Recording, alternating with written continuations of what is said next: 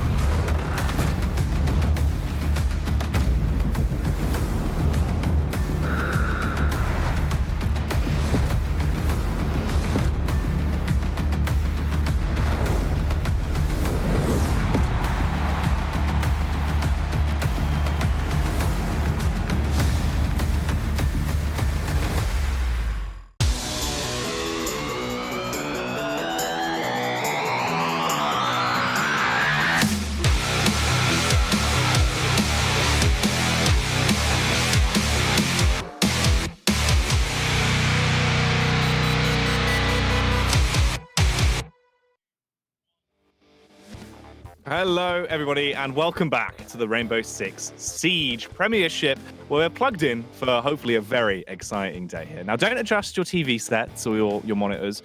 Don't worry, we're not in the studio. We are at home, keeping ourselves nice and safe, and I'm joined by the safest people I could possibly get, Desertu and Geo.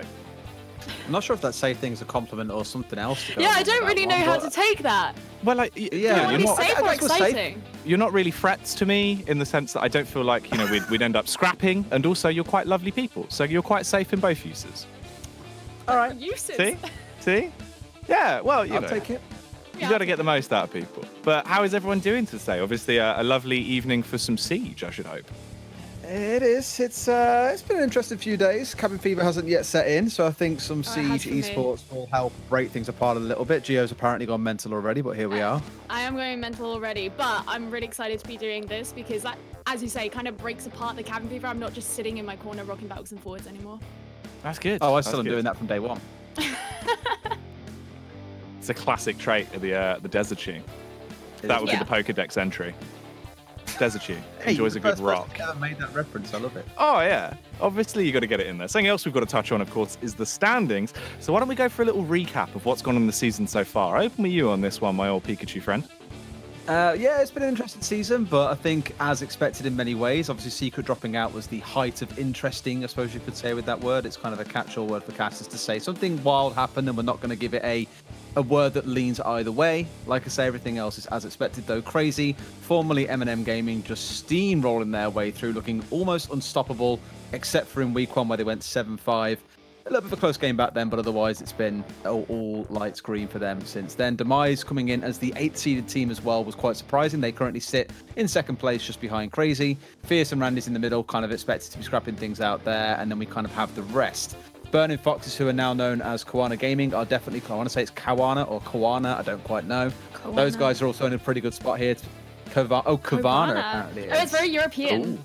It is Oh, indeed. okay. It's got that edginess to it. It's beautiful. Those guys currently sat in 5th place, so have had some really good games as well. And Audacity and Enclave are currently left fighting it out at the bottom. Yeah, I think it's fair enough to say that it's kind of polarizing because those two teams, especially that are sat right at the top, are very safely in the top. And then those two teams that we have at the bottom have really been struggling. And yes, you do have these guys in the middle, especially Qivana, who, while they're not super high up on the standings, one thing you can't really deny about them is they really have been a thorn in the side of some of those other teams. And so it's felt kind of like it's going to take a lot more work for those teams that are at the bottom to be able to claw their way up the standings if that's, well, obviously that's going to be what they're attempting to do over the next couple of weeks. Yeah. Very, very good point there, Gio. Let's move on, though, of course, and check out what other games we have coming up tonight. There is a whole host of talent that are going to be displaying their Rainbow Six prowess throughout the day. Of course, starting it off with Crazy versus Audacity, and then moving on to Enclave, taking on Qivana. Are we going for Qivana? Is that the Qivana, correct? Yeah, Qivana. That's the one. Good. And then, of course, finally, Randy's. It's a big name for some big boys that will do some damage. Facing off versus Fierce. That will definitely be quite a tough game to round us out towards the end of the night. Any favourites from you two? I think, especially from the last game, is the one that I'm most excited by. Randy's are the team that have openly said, we don't scrim, we don't practice, we don't strat, we just turn up and play the game, we do our business, we go home, or in this case, don't go anywhere because you're already at home whilst you're playing. Yeah, They're stay coming up indoors, against Fierce. don't open the windows. Exactly, mate. Stay indoors. Don't go. The Randy boys will be getting you. Fierce are another team equally that have been doing pretty well so far. They've definitely got themselves together. Didn't have the best running quals, but have been looking very strong throughout much of the Prem so far. That, for me, is the game to watch. I expect Fierce to be the winners in it, but Randy's are the ones who might come out on top if they manage to catch them off guard. Like I say, though, Fierce and their organization as a team, I should say, rather than the all behind them in Fierce. Just the fact that they as a team are starting to come together more and more as this goes by is a telling sign that they shouldn't be beaten by essentially what's a bunch of gunners on the side of Randy's.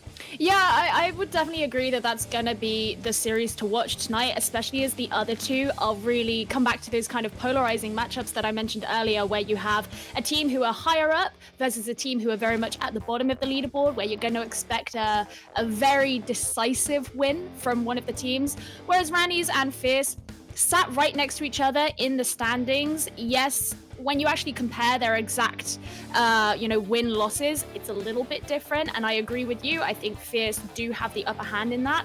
And yeah, they're a very aggressive team. And so that's going to be very interesting to see how Randy's do try to deal with that. And I think for these other two matchups that we do have coming up today, especially this first one between Crazy and Audacity, this is really going to be where we start to see if there is any fortitude left in these bottom teams, which, it sounds a little bit harsh, it sounds a little bit cruel, but these are going to be the hardest teams that these teams have faced up with so far. And they've just kind of got to pull it out and at least give it something. Maybe they want to go in and they want to think, all right, the likelihood of us winning this is low. We're going to be realistic about it. So let's try something different. Let's see if it works. Yeah, no, I would agree. I mean, I've also just, of course, got to throw it back to the fact that quote from you, Des, will probably stay with me for the rest of my life now. Just stay indoors or the Randy boys will get you. That's an absolute banger. But this game should be even more of a banger, obviously. Starting us off on a high here for the day. Let's start to break this one down a little bit, as we do have our opening matchup, and here are the rosters on screens. Now, who should we be keeping our eyes open for? I think Dats is probably the one that you jump to straight away on the side of Crazy. Last week, he went 26-10 across both of their games. Second highest KD of the week, surpassed only by another player to be watching out for in the form of Packbull on their team. He, for me, is the Cinderella story, a player that when I first saw him got himself killed 3 times while playing as Clash, fighting someone downstairs on border. Should never have happened, but it did happen. And since then, it's been all upwards for this guy. And I think the whole team, as a group, are just looking incredibly solid. You really can't ignore any member on this side. They all have the ability to pop off, as we saw against Secret. On the other side for Audacity, you're probably looking towards someone like Separancy or Satua. However, Ivy, or 4 as we call him sometimes, has also been pretty good as well. There's a number of names I think to watch out for who have the kind of the pop-off factor in this case. But realistically, it's Crazy that we're all watching here and saying they should be the ones taking this match 7-1 or 7-2. Yeah, I mean, I totally agree. It's very hard to try and come up with an argument that would suggest Audacity are going to win this one. I think on the side of Audacity, I would definitely pick out Ivy, because at the beginning of the season, he was sort of the player that was picked out as, okay, this guy's got a little bit more experience. He's someone we want to be looking for.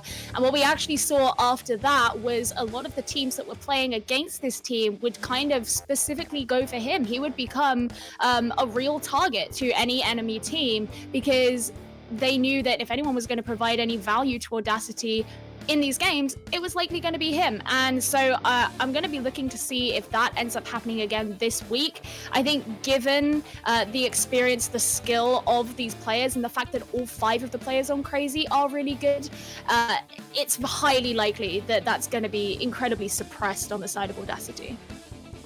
Beautiful stuff. Well, I think it's almost time to delve into the veto for this series so we can have a look at which map, obviously, they will be facing off here, so we can straight away delve into it. It is up on screen now, so it seems like Border is going to be the battlefield. Is that surprising for you, Des? It's interesting how it's a pattern that we've now seen Crazy go through, where they've played Club, Consulate, Border, and now it's Club, Consulate, Border once again, this being their 6th game that they've played. So they're just going through the motions, I think. We speak about them quite a lot. They are a team that has made it into CL, or a Challenger League in this case. And I think for them, it's what can we show as a bare minimum that won't give our opponents we're facing against, once Prem ends and CL starts, we don't want to give anything away. What is the bare basics we can do? Border is just a brilliant map for that, because, as everyone will always tell you, it's been played to the death. It's a very old map by now. Nothing has really changed on it in quite a long time. So it's a very good map to just step in and go for a bit of a frag-heavy game and just turn it into a game of kills where you give nothing strategical away. See those wide swing window peaks coming out? Maybe. Just maybe. Yep. Just maybe. Yeah, potentially. It's gonna be very interesting, because when we did see Crazy play on Border against Demise, they were very forthcoming, very aggressive, which is obviously something that we do expect from this team. But the question is whether Audacity are going to be able to deal with that. I mean, Audacity haven't played on Border so far this season. They've only played Cafe. Well, they've played 4 different maps. They played Cafe, Consulate, Clubhouse, and Bank, and so far haven't had a single win. And what that kind of makes you think is they haven't been to this map yet for a reason, right? They've played 4 different maps, they've lost all of them, and they still haven't been to this one. Chances are it's not one that's high up on their list of where they think their strengths lie. So it doesn't make me feel very confident for their chances going into it. Well, for the viewers at home, who do you think is going to be able to take the win? As we do obviously have the results coming in for the first game, that's 76.5% in favor of Crazy. So definitely quite one-sided throughout the night. We are going to be asking you to hit us up on Twitter. That's hashtag ESL Prem. Let us know your thoughts. But between the both of you, is that convincing of what you'd say? Crazy, obviously, with a vast majority there. Less convincing, I think. I think they're 20% for Audacity. Well, I think there's a few fanboys out there. I'll say that much. I completely agree with that. I think the fact that it is such a wide or such a large majority of people think Crazy's going to win, that's unsurprising to me. But the fact that up to this level, or up to 20.6% of people think Audacity's going to win, I am surprised at that. I expected it to be a little bit more of a narrower margin. Yeah, maybe some players coming out of the woodwork in support. You never know. Is there a chance? Obviously, if I've got a poke and prod, how are we thinking this one is going to shape up if I do have to push you both for predictions? It's a weird one. Border's one of those maps where you can play on attack and do very well in most of your rounds, whereas most of the maps you look at and say, well, if you're on attack, you're going to probably win 2 rounds and lose 4. This map does mix things up a little bit, so if Audacity are going to come out swinging on attack here, they've got a really good chance. However, I think you put Crazy on either side here, attack or defense, and they come out still looking incredibly strong. That's my worry point, I think, is where do you find their weakness on this map? It is very, very difficult to find. Yeah, I definitely agree with you there. It's going to be interesting once we actually see what the operator bans are going to look like. I mean, Audacity, they chose to ban out the Thatcher, I believe, when they were... they really like to ban Thatcher, which is one of the operators that worked really well for Crazy when they were playing on Border before. I don't know if that's really going to be enough if one operator ban can change too much, especially as a Thatcher ban is not exactly super rare these days, so this is likely to be a team that knows how to work around that. But you've kind of got to hope for something, right? But yes, there's a chance that Audacity could take it. There's always a chance, but I don't think it's a very high one. Well, it looks like we are ready to get underway with our opening game of the night, so I'll leave it in your very capable hands and voices for now. Thank you very much, my man. So, Gio, we are into Prem, and 2 more weeks to go, or 2 more play days to go, I should say, before the playoffs kick in on the weekend. And then, of course, there is the finals next weekend. So it's all coming together very nicely right now. It's all very compact. And as we always say, as it gets towards the end of Prem, every single game counts at this point. And for Audacity, this is an opportunity they want to try and make a claim to make it into that player position and have a chance of getting into land still. I think at the very least for Audacity, it's about proving themselves as players, because they're going to want to, at the very least, know that they have opportunities, potential opportunities moving forward, even if it's not together as a team. Kapitan, the first ban, Crazy really liked to ban Kapitan and Mirror, so kind of unsurprising there. Yeah, I think we'll see those two being the bans they take away. And like you mentioned earlier on the other side, we may see a Thatcher ban come out here. Arguably not as effective as it would be on other maps, but still quite powerful, of course, at dealing with those gadgets. But Nomad is going to be the ban away there. So more targeted towards if this does switch over to the side of Crazy. They do, it's like playing a lot of Consulate. We've seen them play it countless times before, and they will always bring a Nomad along with them. I think this is more prep towards that, just so if things do go that far. But like we mentioned earlier on, well, Crazy probably expect to take the majority of rounds in this half.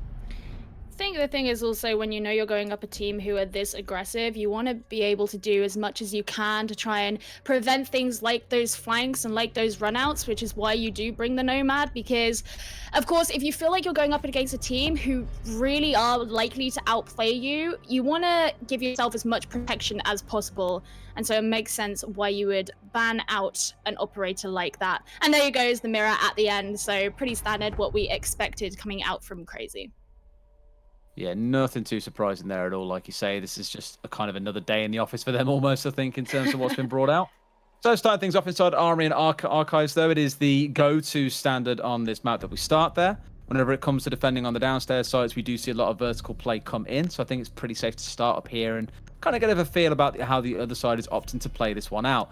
We've seen Crazy as one of the teams I like to acknowledge and compliment for is when it does come to attacking a map, whether it's Border, whether it's Consulate, whether it's anything else, maybe Cafe being the only exception, they will always change things up between rounds in terms of how they do things. They'll attack from different angles. The defensive setups might change the tiniest little bit just to try and keep the opponent guessing what's actually going on. So here I would expect to see something a bit different compared to what maybe we've seen historically, but not enough that it's something that would hurt them coming into something like Challenger League. It is actually interesting you say that, because Audacity are almost the exact opposite, whereby they make a mistake on an attacking round particularly, they won't make very slight changes, they make very extreme changes, and that leaves very little room for them to be able to make those really key improvements required, especially on these attack rounds. And what's going to happen if that ends up happening in this map is, by the time the rounds switch, if they haven't had a great attack round, then they could be so worn down that the likelihood of having a strong defensive round is going to be very small. So I want to be looking out to see at the specific changes and adaptations that Audacity do end up making.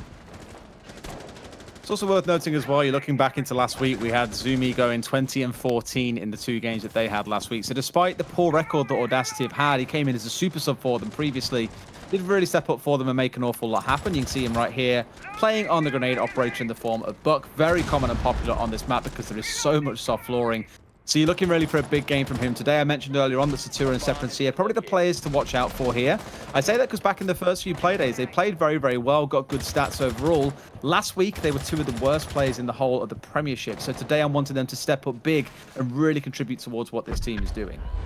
Yeah, it's actually kind of interesting seeing MCX not being here playing, but starting to see Ivy move on forward through the security room. Got to be watching out for these angles, and this is where they're going to start being concerned, because this is where Crazy, they could have really strong intel, they could be able to come around and get those angles, and that's where Audacity have to be pretty concerned. That's why we're seeing them stick quite closely together as well. You're seeing quite a very focus towards the southwest side of the map as well here inside of security, pushing in towards that west wall. It's the right idea. They don't want to get flanked from behind by a member of Crazy rotating in. But as it seems so far, that's not really the plan from anyone on Crazy. They're actually sitting pretty far back and just saying, if you guys want to push in, you're more than welcome to try, but we're not going to panic while this is going on. Now, quite sensibly, they are taking things slow and playing it quite methodically, and equally finding that Echo drone. Well, we've seen a few interesting moments in the last couple of months where Echo drones have won or lost very critical rounds. So getting rid of that nice and early with that utility is playing out big for them. I can't believe, though, that we are 100 seconds into this round, and Crazy have not yet gone aggressive to try and find a kill. very unlike them to not try and cause some disruption early into a round. I think they just know that they don't need to, because especially once the aggression starts to come out, and there it is, Purple and Madman both falling down. Ivy's going to be feeling very good about that, but they do still have the Doc who could help the rest of the team should they need to, although I say that, and Jonker will be falling as well. You see how much they've lost as well. Look at the health bars drop on the side of Audacity. Yes, they're alive, but they have got almost no HP left. It's down solid to the Doc to try and make this one happen. Nathan manages to find one back, but it is a 3 versus 1. And we're in a post-plant situation. We'll get himself back up as he is the Doc. But that makes things incredibly risky for him now to try and push in. Down to about 30 seconds left on this diffuser, of course, thanks to the wonderful new UI and all that it tells us. There's a lot of work for him to do here, and I don't really see a way that he manages to walk away from this one, either alive or with the diffuser disabled, and this round going across to Crazy. They've just been completely walked through for the majority of this round. Zumi getting in behind them now as well. Surely he finds him in the back corner. Yes, he does. And that is a very nice, clean first round from Audacity. Nothing coming out of the side of Crazy there to even slow them down. I have to say, seeing Audacity get around, this has given me some optimism that I didn't previously have.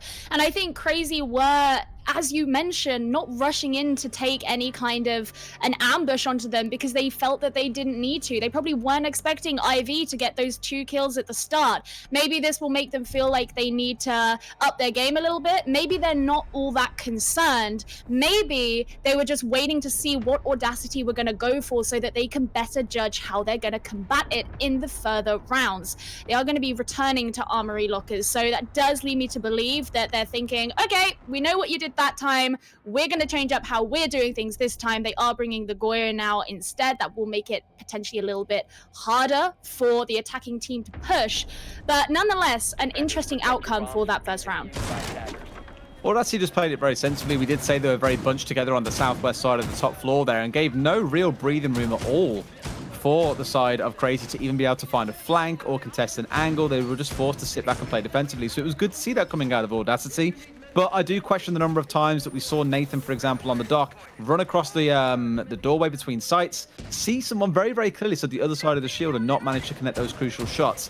It was just a bit slow and lethargic almost coming out the side of Crazy, but I imagine as this map goes on, you might see them warm in, and we get back to the sort of form that we've seen previously. But all kudos to the other side of Audacity, making sure they had their angles covered. Yes, it took all 5 members to push into security to make that work for them, but they absolutely ensured no one was going to be able to catch them off guard there and played it perfectly. Well, you mentioned how Nathan may be a bit less than impressive on the dock. Obviously, Crazy still want to have the dog on their lineup, but it is Dats who is taking on that role this time. And instead, Nathan's going to be sitting there on the Mozzie, right now playing from below. So maybe he'll be able to come back up one of the staircases, catch Audacity from behind. Because I think if that had been available in that last round, then that maybe could have been the difference between life and death. And of course, he will as well have that C4 available to him as well.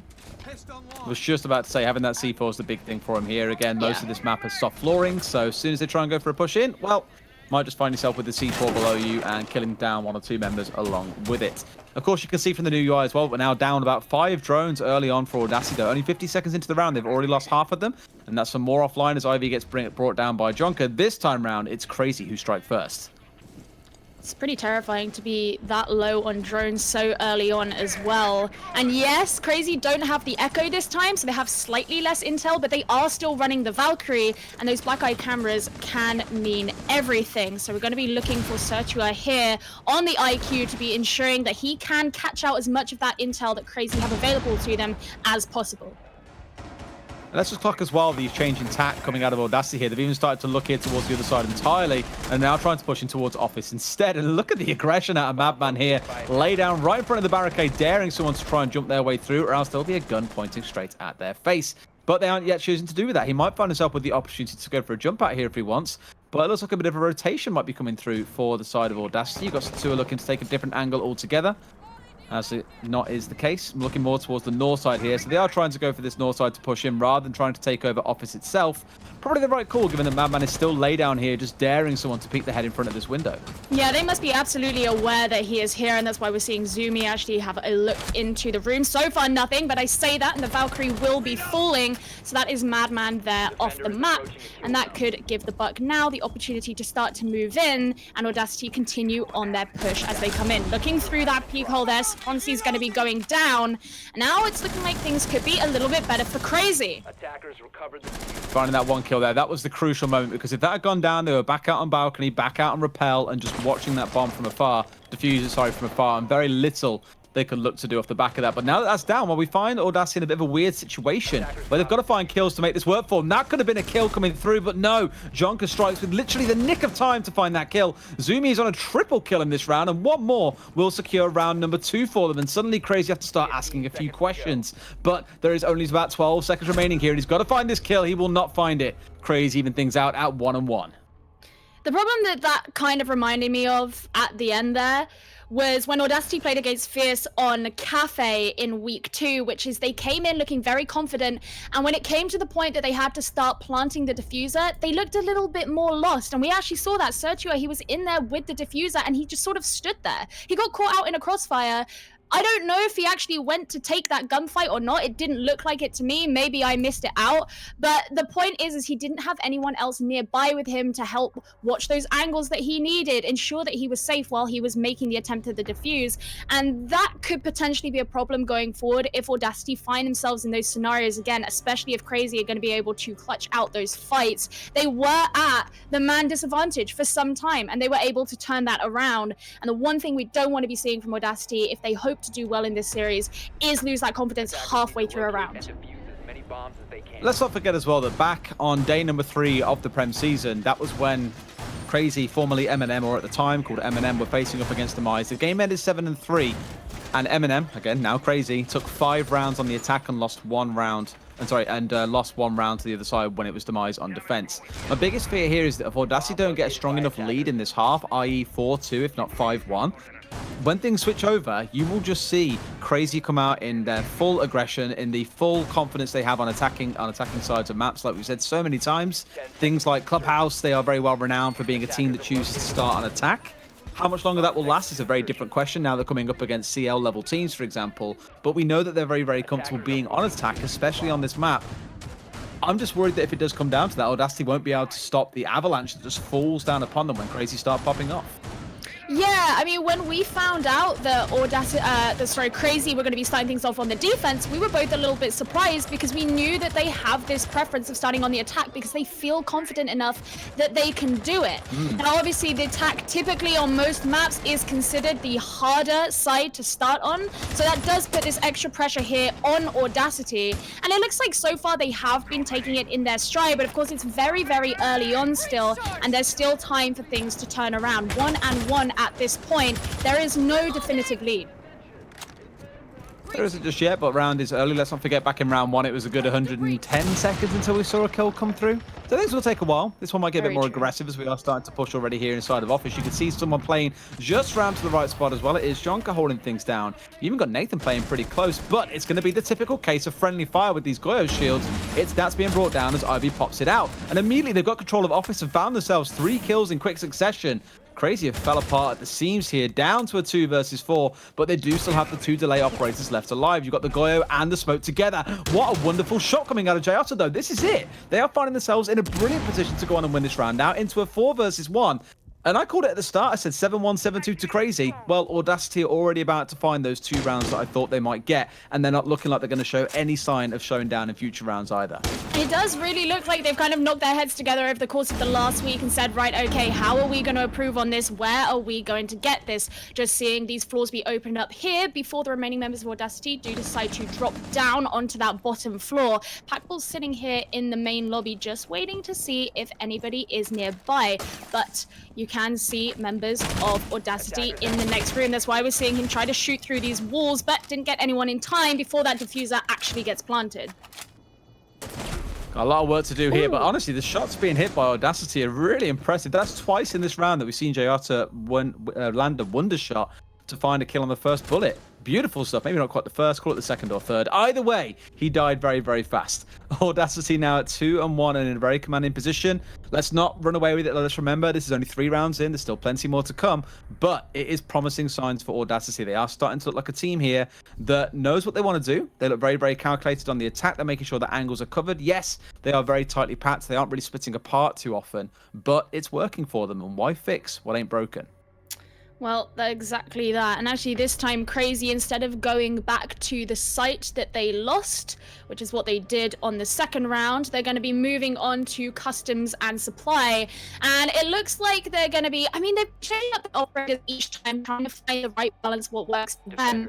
But being the Mute and the Echoes, they're going to be going for both that denial intel for the enemy team, but also playing the yokais, placing them in the site so that if something like that happens again, where they're able to get in, start getting that diffuse down, you have those on your side, you have that extra information, which evidently they were lacking in the last round.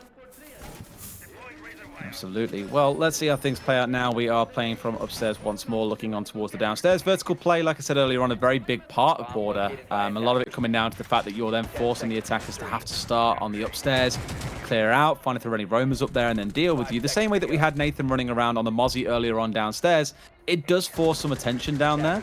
I think the right answer and the call from Audacity last time was, you know what, actually forget about downstairs, forget about the Mozzie. Let's just go and push in towards office and go for fights from there. And well, they made it work out for them. But normally you might find yourself getting caught by a C4 on an easy rotate for the operator that is playing oppositely vertical to you and get yourself caught out.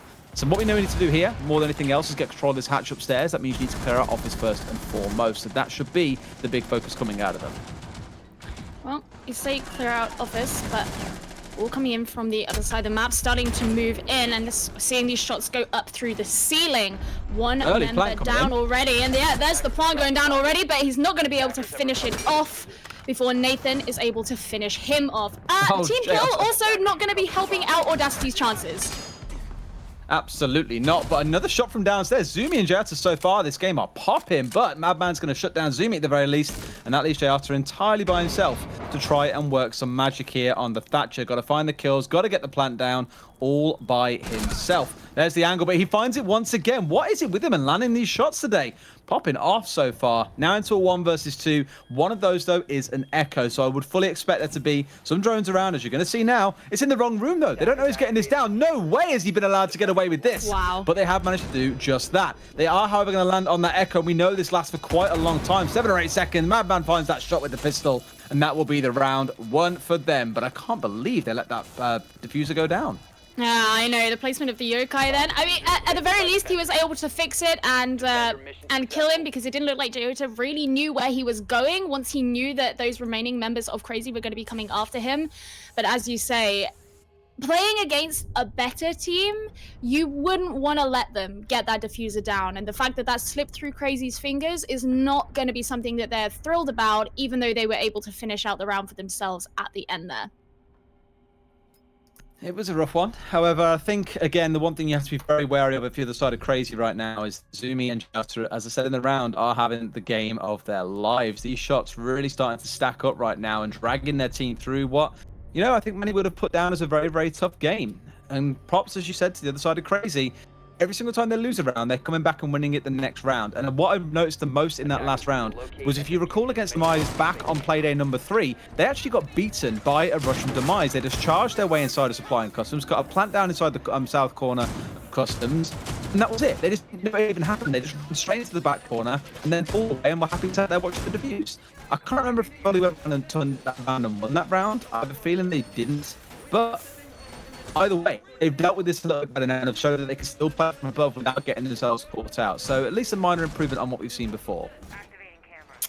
Coming back to this more roam heavy, can I say, for Crazy with the Jaeger and the Mozzie, and of course expect to see Madman on the Valkyrie picking up some of those kills, provided he doesn't get shot through the door again like what happened before.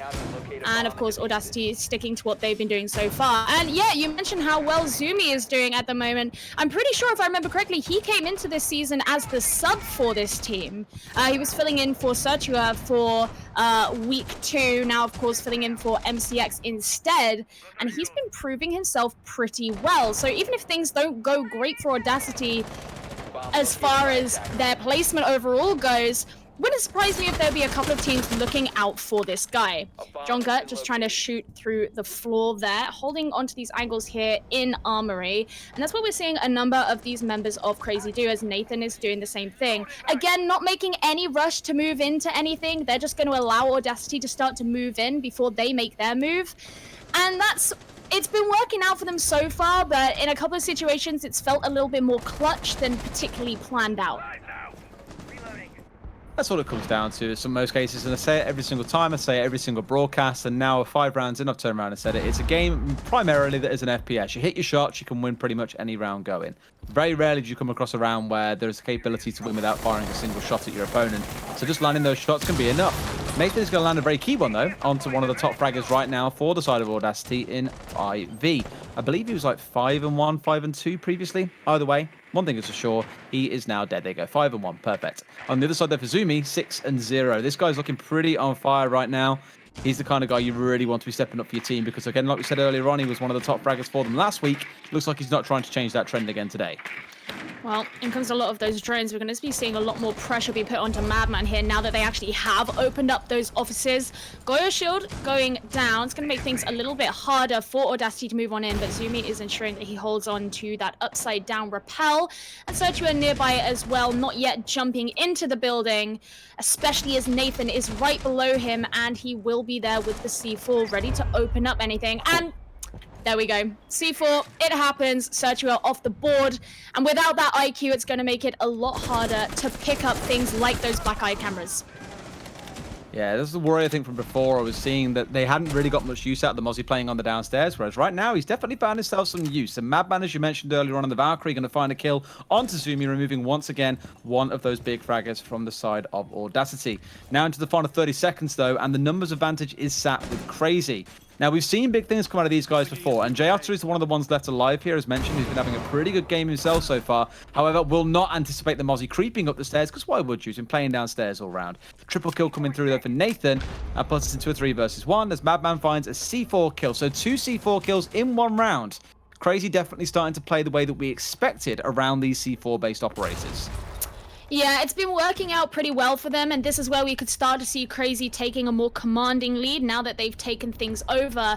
We're in a situation now where Audacity are no longer trying to maintain a lead or maintain a draw, but catch up with Crazy to ensure that they can do that, and it's going to take a little bit of extra legwork to push themselves forward. Now, it looks like we're going to bathroom tellers, so this is going to be interesting. We've been speaking about vertical play, Des, and this is really the point on this map where that's what you're looking for.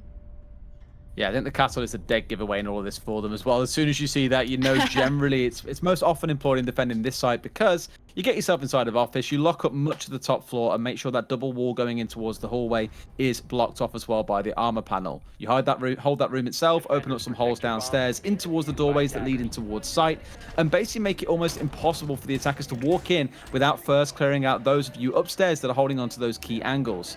But that setup might yet not come through, so we'll give it a bit of time to see what the setup is. You even saw Madman 6 pick away to playing on side of the Kaid as well. Curious to see where he chooses to electrify here as well, because the easy answer is to go, oh, it would be the hatch, but why would it be? It may well not be. You want to keep that open so you can drop down quite freely. So May instead look to try and electrify the double wall below from upstairs and make it so it's very tough for the attackers to get easy control of that without first burning out some of their gadgets. Well, for now, he's just going to be finishing off the reinforcement on that office wall. As you mentioned before, we want to make it so much harder for the attackers to come in through there. It's going to be very interesting to see how Audacity deal with this. Want to be looking out for Jayota mostly because he's, of course, carrying those EMPs. And when you're going up against one of those electrification operators, the Zappy Boys, as I like to call them, that's going to be a pretty key utility on the side of your team. May well turn out to be that way. You are correct. That triple wall will, of course, get electrified by the Electroclaw at some point as well. There it is, up to the top, and all 3 of them are now covered off quite safely. It does make it hard, and there's a potential risk here that if you don't place it well as a Thatcher, you won't catch it, although these days, well, it's pretty easy to say, well, we have a pretty good idea where it's going to be. We've even got an IQ on side, so you know exactly what it is that you're doing. Just try and roll it in. I don't think he caught it out there, but Satua's down outside on the IQ, one of their key operators they were looking to rely on here to be able to remove these gadgets. And, well, he's down. Not yet out, though, but in a spot where they are potentially now into a 5 versus 3. Yep, Satua having a bit of a hard time there. And so that means even though this Electroclaw has been removed, office wall still not being open. And, of course, you do have that angle being watched. Zumi also downstairs here, just trying to look up, see if there's any threat gonna be coming in. Just rotations now being made. Right, They really want this wall open. The fact that it's 90 seconds into the round and that wall has not yet been dealt with is really hurting them right now. So Tua, despite getting picked back up, is still going to find Nathan anyway. So definitely some value add being created there, I think. Doesn't yet know there's someone right in the back corner here, but getting sprayed anyway through the reinforcement. And Dats will find that kill from a bit further away on this castle. Worst gun in the game? Clearly Dats doesn't think so. Searcher has really had a pretty difficult round so far. It's also really difficult here for these two members to walk in, as that electrification is still there, even though the wall is open. Zumi going down as well. He's been one of their key players thus far on this map, so it's not looking great for Audacity so far, but Joyota's managed to turn things around slightly by bringing down Dats. Again, one of the big fraggers on the other side down this time round, so it's trading back and forth, but Madman is doing Madman things once more and finding himself some nice easy kills to get this one underway. It's what more Separancy can really do by himself. And generally, we know how Thermites tend to have games go for them. We're 5 rounds in, he's got 1 kill on the board. He is the support player for this team. It's a lot of work to be able to bring down. Madman has been having a great game. The top fragger from last week in Pack Ball, and Jonku's playing on the Jaeger. And with only 30 seconds left to go, I know which way I fancy this round going. Yeah, me too. Even if he is able to get this kill, well, which he's not going to be able to do. Crazy going to win out that round, and Derry, this is what I was saying, where it's going to start to look a little bit like Crazy could start taking a lead, and the effort that Audacity are going to have to put in order to claw their way back, regain that draw, or that lead that they had at the very start is going to be even harder.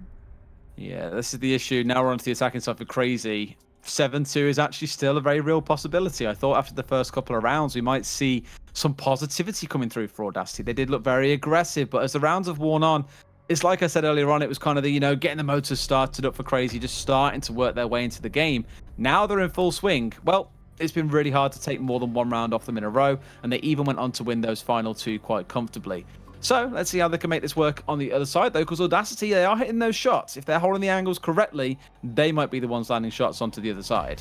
I think what Audacity need to be aware of is that Crazy on this map play a very, very aggressive attack. And by that, they do like to bring the Qivana instead of the Thermite. We've seen them bust in through the break room, open up that wall, completely clear out the 90 corridor, even if there's Goyo shields in there, and just move in very quickly. They often like to keep Jonka on the Thermite further back and take those longer range kills. And when they played on this map in week 2, they really made that kind of strategy work. They were constantly ensuring that they had those aggressive openings in. They didn't wait a long time before playing the hard breach, and always had someone behind to constantly look after those angles, and it worked very, very well for them. So that's something that Audacity are going to have to be very concerned about and ensure that they always have people looking from the right rooms, making the right rotations so that they can try and mitigate the effects of that. Still some work to do if they're going to be able to take this one away. But I'm looking immediately at the side of Crazy, and look how many Claymores they have brought. The reason they're doing this is because they know the Nomad's been banned away. What's the best way to prevent runouts and other kind of craziness coming out of Audacity? Claymores. Expect them down on a lot of the windows and the common jump out spots, just so there are no nasty surprises waiting for them once Audacity get a little bit deeper into this round. 30 seconds in and no early casualties. Only 1 drone has gone down. Compare this to the number of rounds that we saw for Audacity when they were on the attack, that they'd lost 5 drones by about 50 seconds into the round. This is already kind of showing why we regard a lot of the top teams as being very, very good with their drone economy. They do not want to lose them for no reason. If you're going to lose them, it's normally for a purpose outside of just trying to get intel. With Ivy going down straight away, that's not good news there for Audacity, not only because they've lost that Ella, but because Ivy has been such a stellar member of the team for them so far today. This is what I actually spoke about before, where he's been pretty badly targeted. Searchu is going to be falling as well, and this is going to start to give Crazy a bit more of an opportunity. Just get in those drones quickly so they know what it is they're working with and start to move into the building. The slight worry here is that you're finding these early fights coming through for the side of Audacity, and it's somewhat forced by Crazy being aggressive. But what did we see back in round number 1 and somewhat round number 2 from Crazy? They were playing quite deep back inside site. They weren't feeling the need to go out there and try and test their opponents early on. Just wanted to feel them out, get an understanding of what was going on, and sure enough, we had that very straight site push come through from the south side from Audacity that won them round number 1. In round number 2, they let the gas a little bit and said, you know what, all right, let's get someone roaming, let's see if we can cause a bit of disruption. Crazy found that to be the formula that was going to work for them moving forward.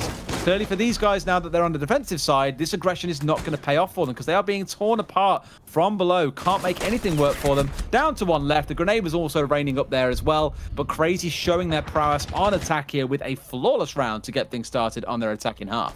It really seemed like they were rather thrown from that very early loss that they did have on the side of their team. Audacity, a team that we've seen do mostly well when they've been allowed to stay together very closely. They will have had an idea of what it was they wanted to do, how they wanted to execute their plan, and losing someone that early on really will have thrown them off, whereas Crazy have been much better at exploiting those situations where they've been able to get in that very early aggression, and it's worked out very, very well for them.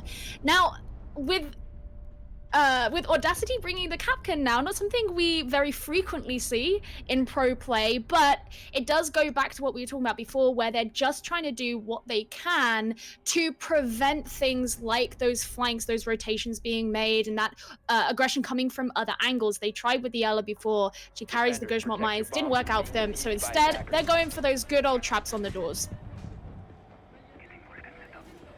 That's what you're hoping for. I think the nice thing with the Capcan is we've seen teams like Fnatic use it when employing the SSG strat, as it's called on Clubhouse, for example. Idea being you discourage rushes, you discourage stupidly aggressive play. There's more drones that have to be committed by the attackers to find out where those 5 are. As soon as you spot the first one or come across the first one, you know there's another 4 waiting for you, and you need to be dealing with them nice and early on. So I think it will help them slow things down and maybe even give them some pressure in rooms where they aren't playing members, because like I said in the last round, they were playing off by themselves an awful lot. No trades came through. It was a completely flawless round for the side of Crazy. No trade potential. This is the best way to do things now, is to bunch together a little bit more tightly and just play behind these Goyo shields, play behind the smoke canisters, play behind these C4s if you can, but don't be trying to play so aggressive that you're getting yourself caught out, especially early on into these rounds. That's really going to have to be the way for them.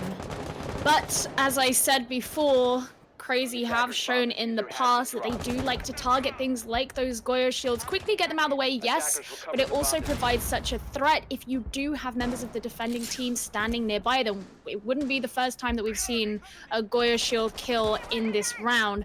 We're actually seeing members of the team come into the map from other sides, with Nathan coming in from the west side, just droning out right now, and Jonka and Packball up in the east. So if they can make it quite cleanly into the building, then we could see sort of a pincer mechanic start to be put pressure onto Audacity. That's with the right idea here as well. As soon as he gets any kind of pressure onto that office window, he's not doing the madman and lying down below the window. He's just backing away completely. And even here on side of sight, they're still finding themselves under pressure here and having to fall deeper and deeper back inside of Armory. So Archive's probably going to be the point of assault here for Crazy. You can see this horizontal line just spreading across the map here, where they're basically tightening their way in around Audacity and forcing them to bunch closer and closer together.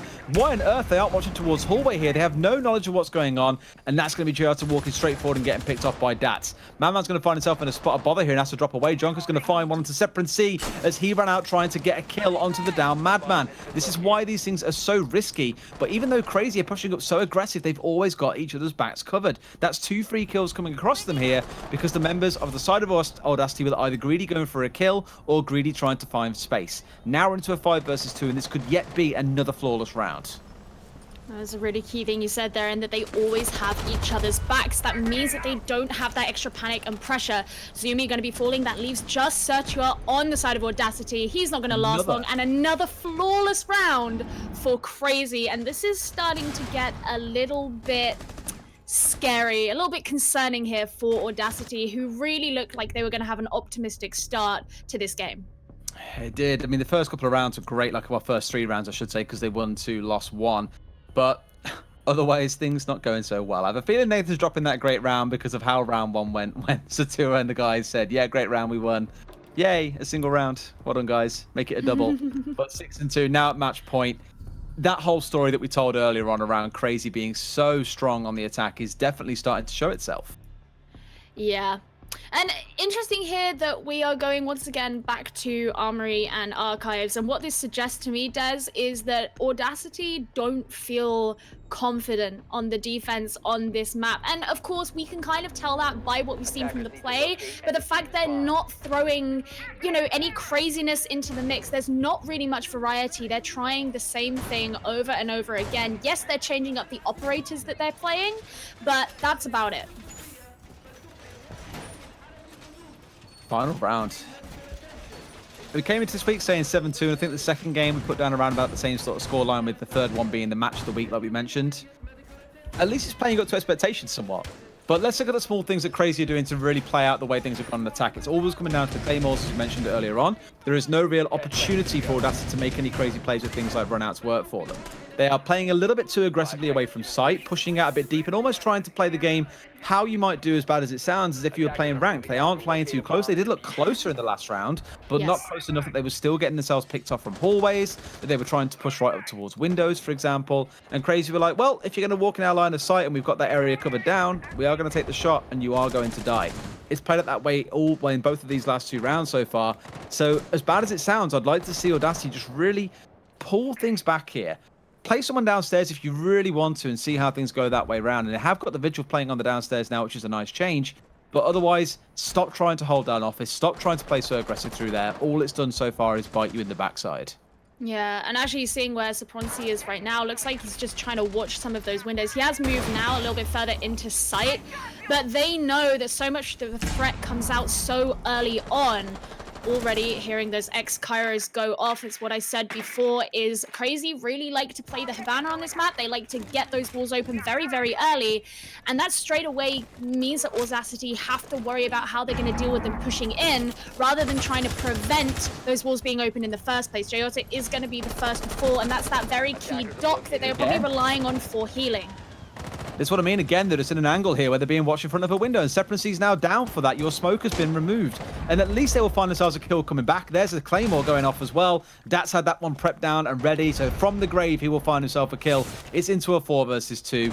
Everything is just being taken away from Audacity here. They have had 1 kill in 3 rounds on the attack, and that is all they shall get. 15 kills to 1 for the side of Crazy in these final 3 rounds, and the story completes itself. That attacking prowess is nuts. It looked good at the start. It did look good at the start, but it started to slip away from them, and Crazy showed just why they are sitting at the top of the leaderboard. Yes, they were going against the team who were at the bottom, and yes, they gave them a little bit of a run for their money right at the beginning, but they were able to equalize. They were able to find their footing, figure out what it was they were working up against, and ultimately, Crazy were just a bit more flexible. They were able to adapt to what was going on, change their play style. They were able to change their operators, change up which site they were playing from, and those aren't things that we can say about Audacity, and that is certainly an improvement that that team is going to have to make, because Derry, like, one thing that we know about them is that they have some great players on their team. They do, but hey, today wasn't the day. Not enough. Wasn't enough. Yeah, I've returned. An incredible opening game. Obviously, I got quite excited there. I got settled in. I got my coffee. I got ready for a bit of a banger. When I saw it go 2-1, I was like, all right, maybe that 20% on Twitter, maybe they knew something we didn't, right? But then instantly, Crazy, they had the core team values. That's what it came down to, especially once they moved over to the attackers, right? All of the trades were absolutely fabulous. There was just no way to stop them. If they wanted a kill, they were taking it. Oh, you say trades. There was probably one that came through in all 3 rounds because Audacity just... I don't know what happened to their gunners because they looked so good in the first half, I thought. Again, as we mentioned earlier on, Zumi and Giato are both popping off at different times, finding those one-shot kills around corners that Crazy just clearly weren't too prepared for, to have someone coming that aggressive at them. But it all fell away as the game went on. It was, like I said, back in round number 2. Let's not forget we were 2 or 3 rounds in. A lot of it was just going to be a warming up time, I think, for Crazy, and, well, warm up they did. Yeah, I mean, that's really kind of the best way to put it, is it did feel a little bit like a warm-up. This is a map that Crazy have played before, and we've seen that they've done very well at it. Audacity haven't played it this season thus far. They kind of proved why that was, because as soon as it came to their... ironically, we speak about how it's generally easier for teams on defense than it is on attack, but Audacity actually found it a lot easier on the attack this time, and I think that's because it played to their strengths, i.e. they knew how to shoot people, but when it came to setting up those defenses, they weren't prepared. They didn't really know what they were doing. They didn't branch out as much as we saw Crazy do, and ultimately that distinguishes the top of the leaderboard to the bottom of the leaderboard, is that ability to do things like that. Yeah, no, I'd have to agree with you there, Gio. It did feel like the defensive side is really what was lacking. You know, they had a bit of innovation over on attacking, but defensive, it just felt like they were playing so isolated. There was no real potential to work with their fellow brother man Bill on their team. And at the end of the day, it came back to bite them in the bottom. Let's break it down off the basis of this, though. Obviously, as a benchmark for Audacity going up against Crazy, that are currently the top dogs in the lead, is there any takeaways from this that we can look at as positive? I think their attacking was actually brilliant in the first half. I mentioned it at the time. They did stack a lot of them inside of security on the south side top floor, and I was kind of like, surely you want a bit more of a spread here. You compare that to how Crazy attacked. They were spread out across the entirety of the top floor, almost as if they were forming a curve around the defenders to say, none of you can move from this point. We've got everything covered off, and we'll just slowly move that circle inwards until you are completely covered and you're all dead. On the side of Audacity, it was very much like a spear. They were just saying, let's just go straight in from this one angle, go in aggressive, find the kills, look to trade off each other. And like I said, it worked wonders for them in 2 of those rounds. But that's probably where the positive stop for them, I think. You will not get many teams in the Prem that give you that kind of freedom to just walk forwards and go super aggressive like that. They will punish you with flanks, or they will punish you by winning gunfights back with trades.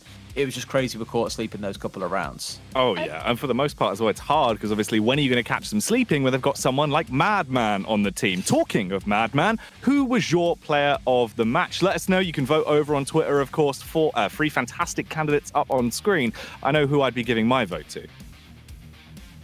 Who's that? Madman, of course. For his dashing good looks inside and outside the server. He did pretty well. There are a couple of times where he got caught out, but I think in spite of the fact that he did get caught out a few times, it was really because he was applying a pressure, not even necessarily by shooting his gun, but just the presence and his positioning was applying a pressure onto Audacity that made their lives so much harder. And that is something that you have to give credit to, is you don't always have to be aiming down sights at someone to be making it harder for them to make a push in any way. Sometimes all it requires is you to be positioned in the right place, and that was something that Madman was doing pretty well. Drone preservation was a big one for me, I think, because when he was sat in office, for example, right up against that window in the northeast, I was like, surely a drone finds him out here and a grenade comes through from Buck and he's dead. It didn't happen because they didn't even know he was there. And I mentioned it at one of the rounds, 50 seconds in, there were 5 drones dead for the side of Audacity. Then when Crazy had their attacking rounds, there were 1 drone down at that time. That stark difference between those 2 sides in terms of how they're looking after their drones and making sure that intel is still there in the mid-round, that made all the difference for me in instances like that, where a good team, or arguably a team on the Crazy's level, would have punished Madman for being in a position like that.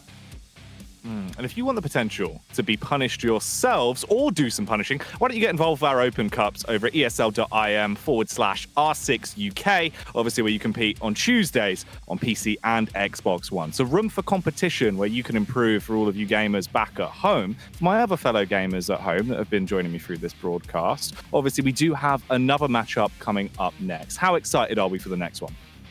Interested? I would say I don't want to write it off because we did kind of slate this first matchup a little bit before we came into it, and we were both, I think it's fair to say we were both surprised, at least at the start, with how things began to go. So yeah, I'd say I'm curious. I'm not overly optimistic for Enclave, but yeah, interested. Yeah, I think I'd summarize the same. Burning Fox is now known as Qivana Gaming. These guys are still the same team we've seen previously. They're still the same team that can upset big teams, as we've seen them bring the challenge to quite a few teams over the Premiership so far. But I think against Enclave, who are making a couple of changes and trying to kind of figure their way out, who right at the very start said, we're not here to win, we're just here to show that we belong. This is going to be another rough ride for them, unfortunately. Well, let's see how it's going to go. We're going to be back in with our second game of the night here on the Rainbow Six Premiership after the break.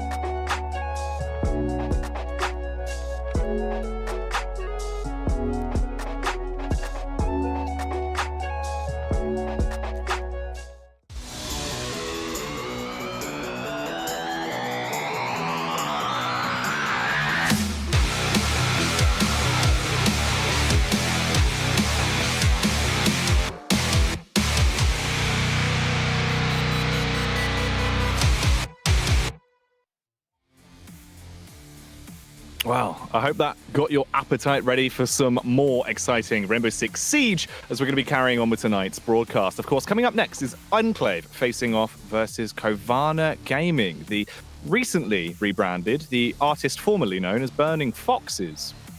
Feels like an unfortunate name to have in this global climate right now, doesn't it? It's not ideal. It's quite close, isn't it? It's quite close. But I'm sure the org are just fine. To be fair, I actually had a chat to Prophet King before the broadcast today as well, just to say, you know, what's the story going on here as well? What's it like? And he's like, oh, you know, genuinely we feel really lucky. Like, they're stupidly supportive. They used to have a COD team before as well, so they have some experience in it, but still quite fresh as an org.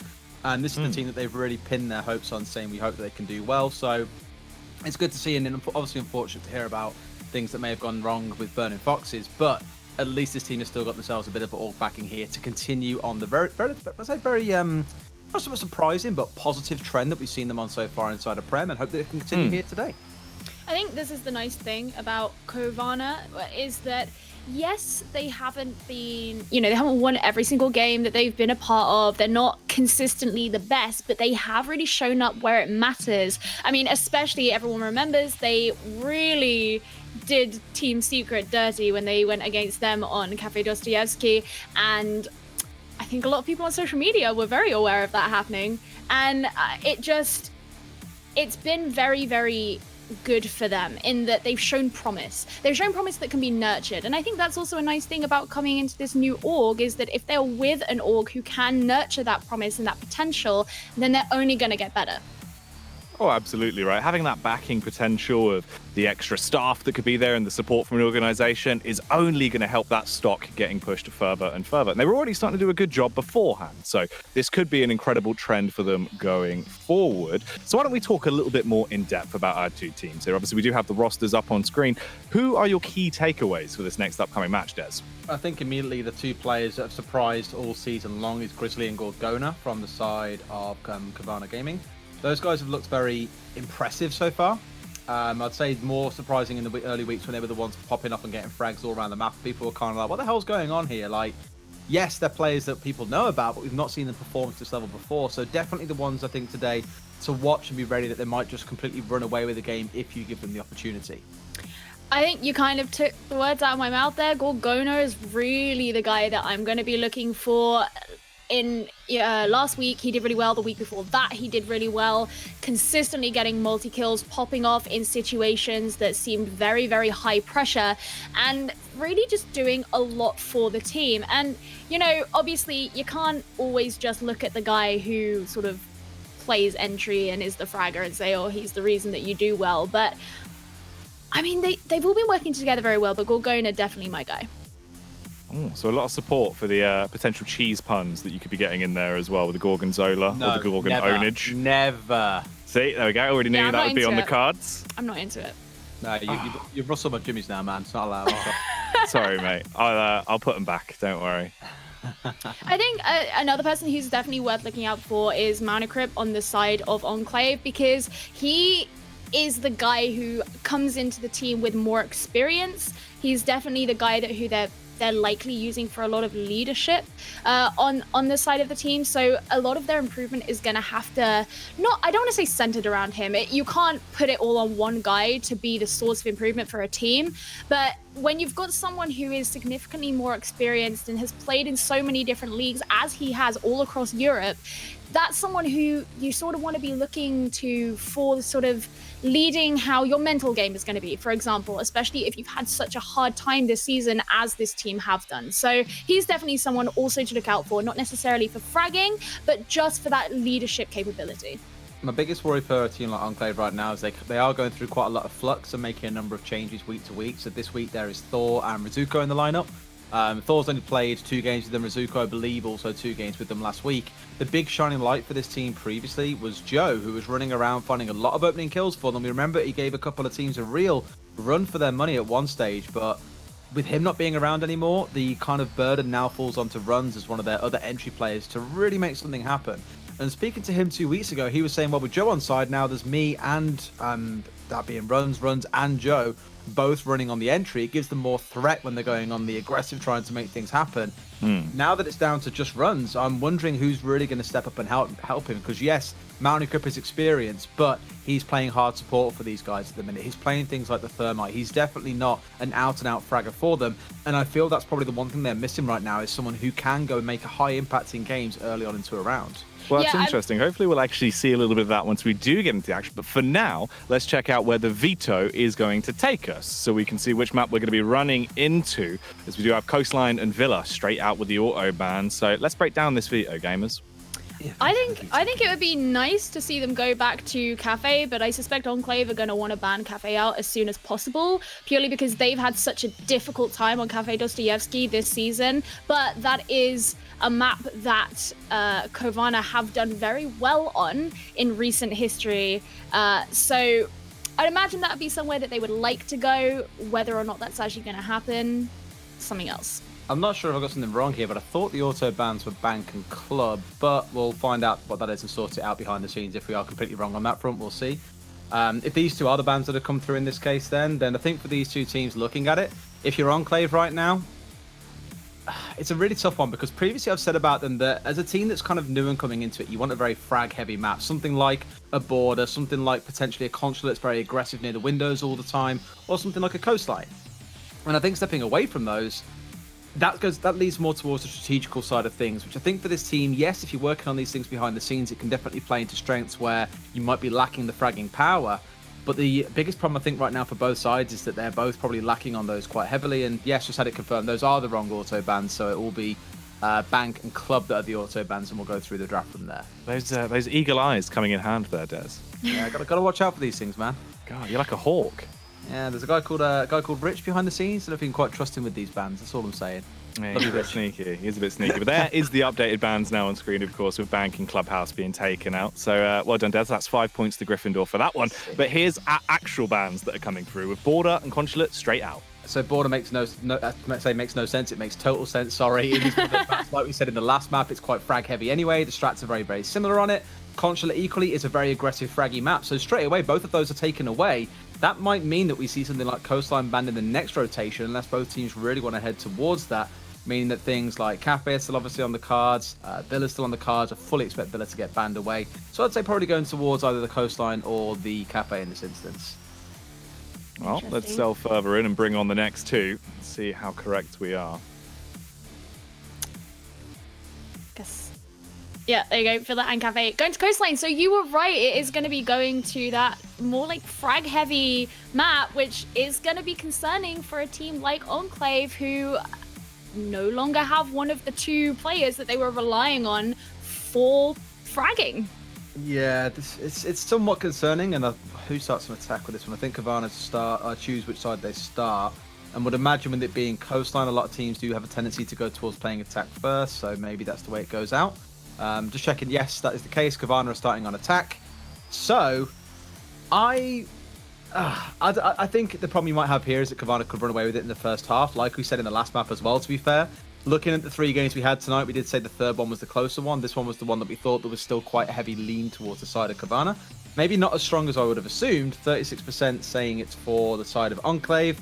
A lot of fans for Enclave out there, I'll say. One of the older UK orgs.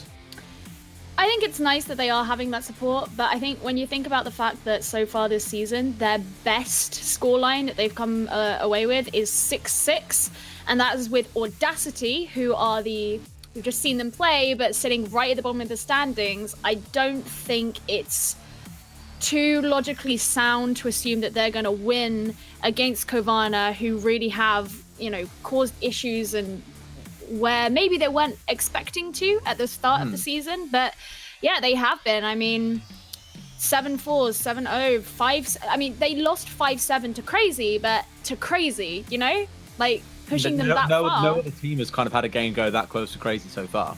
Well, yeah, exactly. So I don't know, and on a map where a player like Gorgona is gonna likely really have the opportunity to pop off. Not sure I agree so much with Twitter on this one in terms of how large the percentage for Enclave is, but I'm always ready to be proven wrong.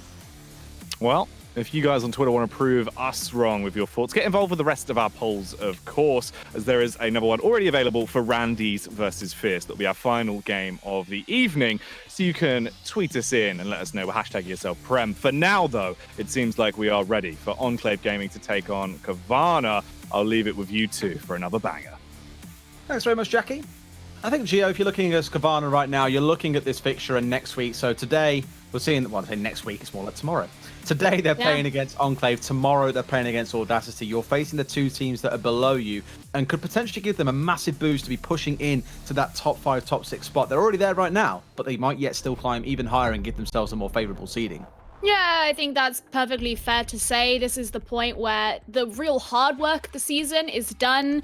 This could, yes, be a little bit more relaxing, but you could also really go for it and be able to just push yourself up in those standings while you have the opportunity, especially as those who are sat in the middle of the table, teams like Randy's and Fierce, who have to face each other today, are going to have a little bit more a harder time. Bans coming through pretty thick and fast. The Hibana, the first one, I don't know. I don't think I am. I don't think I'm a huge fan of the Hibana ban on this map.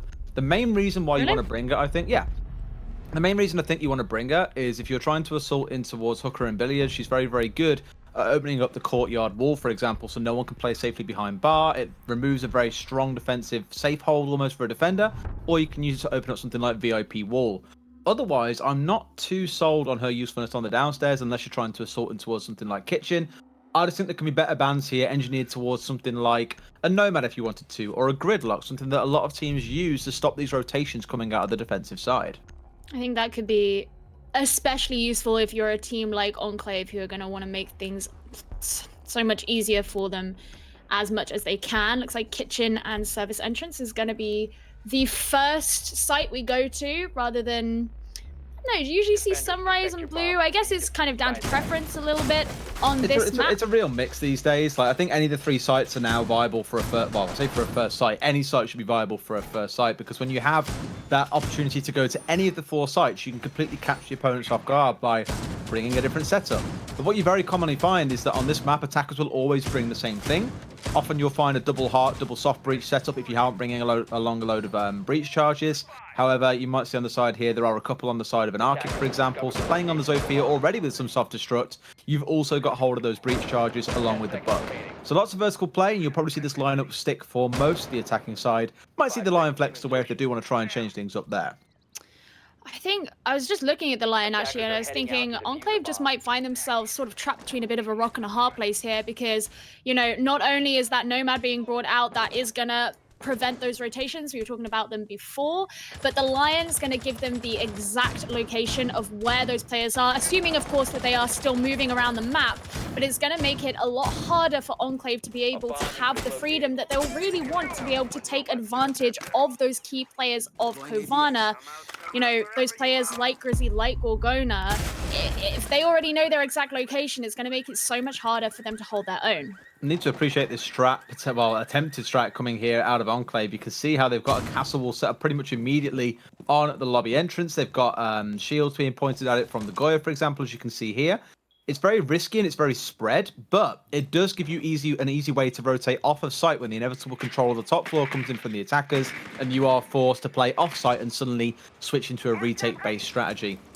This is one of my favorite sites in the game at the minute for demonstrating a retake, because it is so common that you will initially try and contest upstairs to slow the attackers down. As soon as they get control, everyone who was on site leaves entirely and says, you know what, if you want it, you can have it, not a problem. Access, though, is going to find a kill for himself with that C4 from below, so already finding that being put into good use. And will, at least for now, put some disruption in Qivana's plans, and that's the butt gun. That is that soft destruction remove that we spoke about earlier on. You're now relying almost entirely, in fact, you are relying entirely on an Arctic, playing on that Sophia to make something happen. There comes out that next EOD. That's going to give Gorgona the sights he exactly needs so that he can get that kill. But Grizzly's going to be going down in return. So seeing these early gunfights here. I say early, it's over half the round has gone. Runs is going to be the next one to fall. That gives Anarchic some time to start droning in. And therefore, he'll be able to move on in. And of course, as the Zafir, you do have that lifeline, so you can provide that soft destruction that you mentioned before, but also she's got a pretty good weapon as well if you want to take on those gunfights. And Enclave, with just 3 members left, could find themselves at somewhat of a disadvantage when you consider skill matchup as well, because of course Qivana also only have 3 players as well. About 15 seconds ago, there were 4 drones left for the side of Qivana, but now they're down to just 2 here. It's Gorgona alone with it, misses such a crucial, easy shot. And Mounty, quite rightly so, will punish him for that, and that brings in things into a 3 versus 2 here in this first round for Enclave. Now, they are trying to make stuff happen, but it's still kills coming in the other side. As Thor strikes with the hammer, finds himself a kill, gets the final one out, and Enclave will convert round 1 into a win. Well, that was a pleasant surprise in the same way that that early round win from Audacity on the last map was also a pleasant surprise. And I think what it kind of looked like was Qivana, they were a little bit thrown off as to, you know, what ended up happening with them. They lost their Buck very early, and then losing Gorgona as well. Not really that ideal for them, and it gave Enclave a little bit more of a stronger idea of where everybody was going to be, how they should go about it, and they were kind of, I don't want to say, because they weren't stacked up on the site, but they did have a lot of utility on the site. And so it looked like they were ready for whenever that push in came, they were ready to take it on. And having that weakened team in Qivana made it easier for them to do that. Attackers need to Some props given to Qivana, though, because they did about 50 seconds left on the clock say, right, stop, get on drones, find out where they are, and let's kind of reset this round back to how it was 60 seconds ago before all this craziness kicked off. So rather than trying to push aggressively and playing a bit erratically and just trying to say, well, we've got to find the kills here, like the fights are underway, let's just carry on. They did pause and say, right, it's droning time, no more fights to be taken for a few more seconds. So at least a bit of acknowledgement for that. Got to start converting it into round wins. Now, look at this. Enclave this time on their defense. They're going very, very high on the intel. They have the Pulse, the Echo, and the Valkyrie. So, yes, Qivana, they're bringing back the Lion again. They'll have that on their side. But this time, Enclave, they're thinking, okay, we're going to ensure that we know the exact location of everyone. We're not going to get caught out on those early gunfights. We're going to ensure that we're the ones who have more intel on top of the attacking team, and that's going to allow us to defend this site even better. And of course, having the Pulse downstairs too, you have access to that C4. So if anyone comes in through VIP or Penthouse, anywhere around there, anywhere basically above where he is, it's going to make it so much harder for them to do that. Yeah, Thor here is just really effective at providing intel because it's expected that they'll take over the east side of the map, generally on the top floor, and then push across. So he's kind of got multiple purposes here. One where he's wasting time because if they know that he's down there, they've got to try and sniff him out.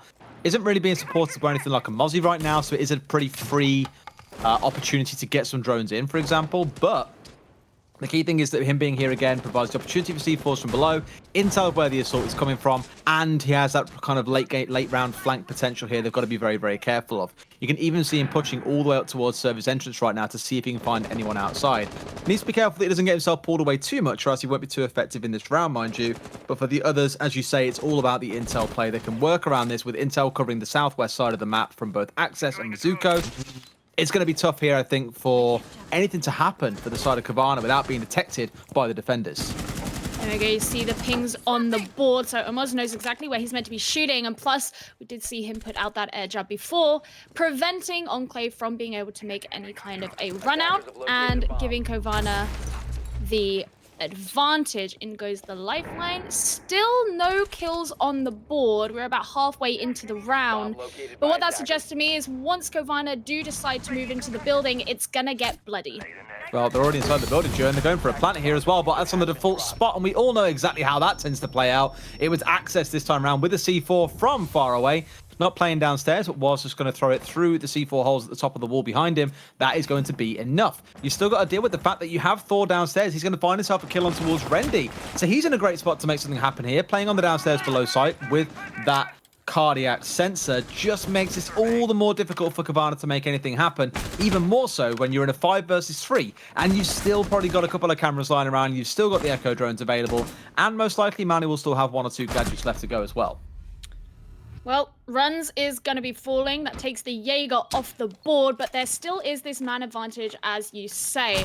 We're going to be getting a few of those gadgets while he can, but we're still seeing quite a few members of Qivana sitting outside. Grizzly is able to bring down Rizuko, so that's the Echo off the board. There's the 2K, and this could make the opening that Qivana need to start moving on into the site. But 15 seconds left, the pressure is on. Grizzly, please. This makes it too easy for him here. They're going into him 1 by 1, my word. That was the...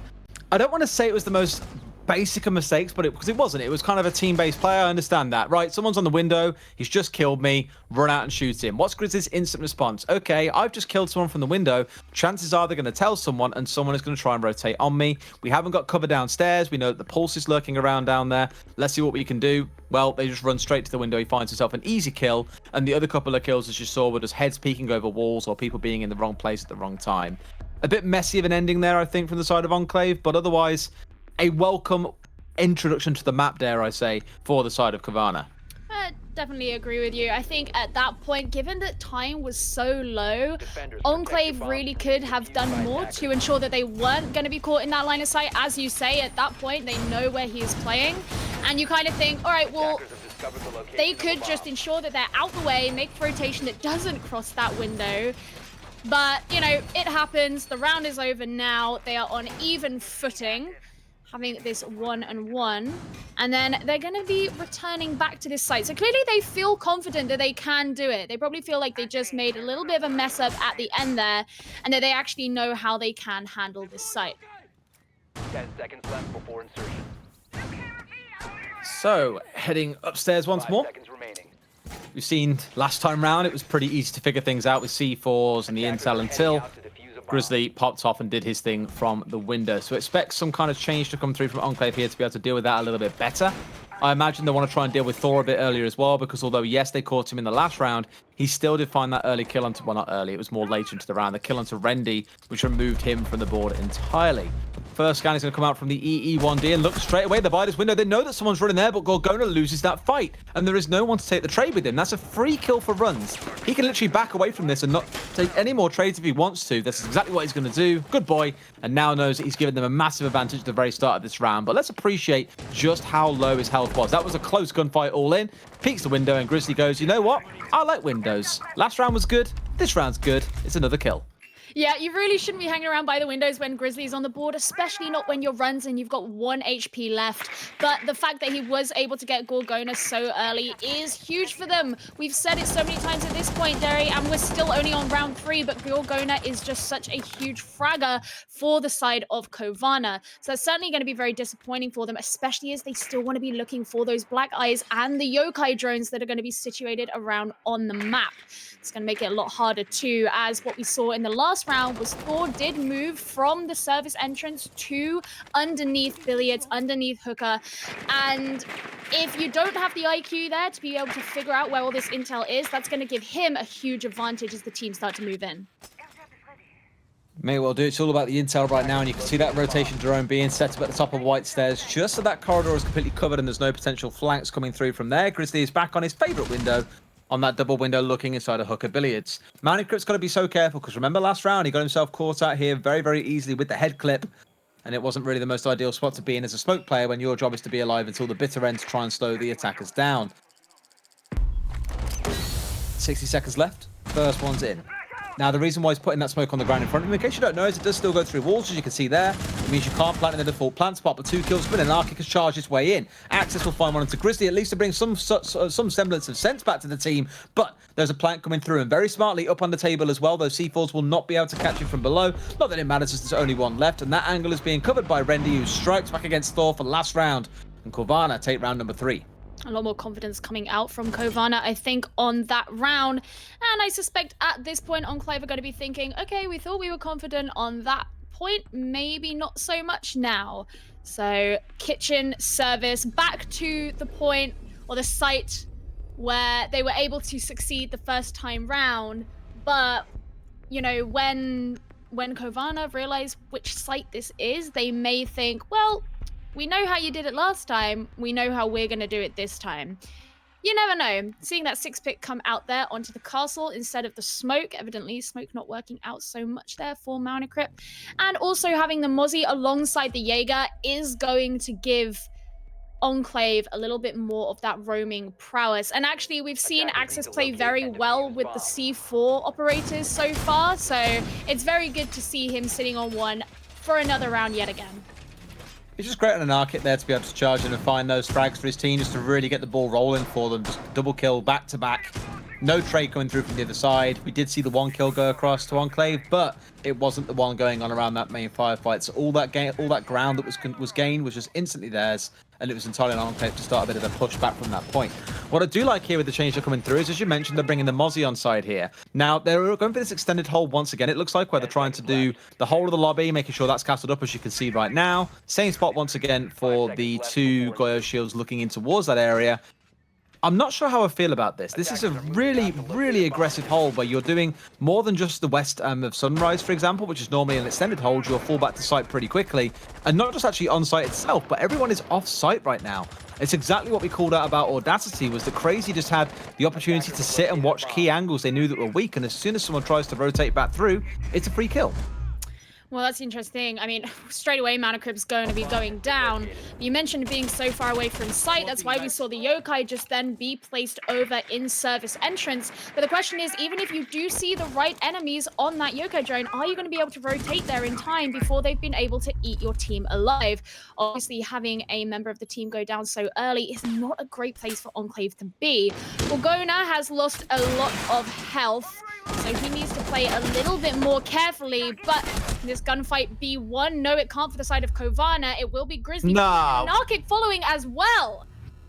They did go for the train. It did pay off for them. Access finds a huge double kill, though, as it looks like he's even found himself a rotate through here, through security, and straight in towards office, and finding himself 2 kills in the process. That was a real shame with Rizuko there, because it looked like for a second he might find the third. A bit of a mistiming there coming out of Qivana Gaming and trying to go for that trade does come back to bite them as they lose 2 members there and then 2 more to Axis on the rotate. This is now Gorgona all by himself with a lot of work to do. However, would you want anyone else to be doing so when you are 4-2 so far on this map?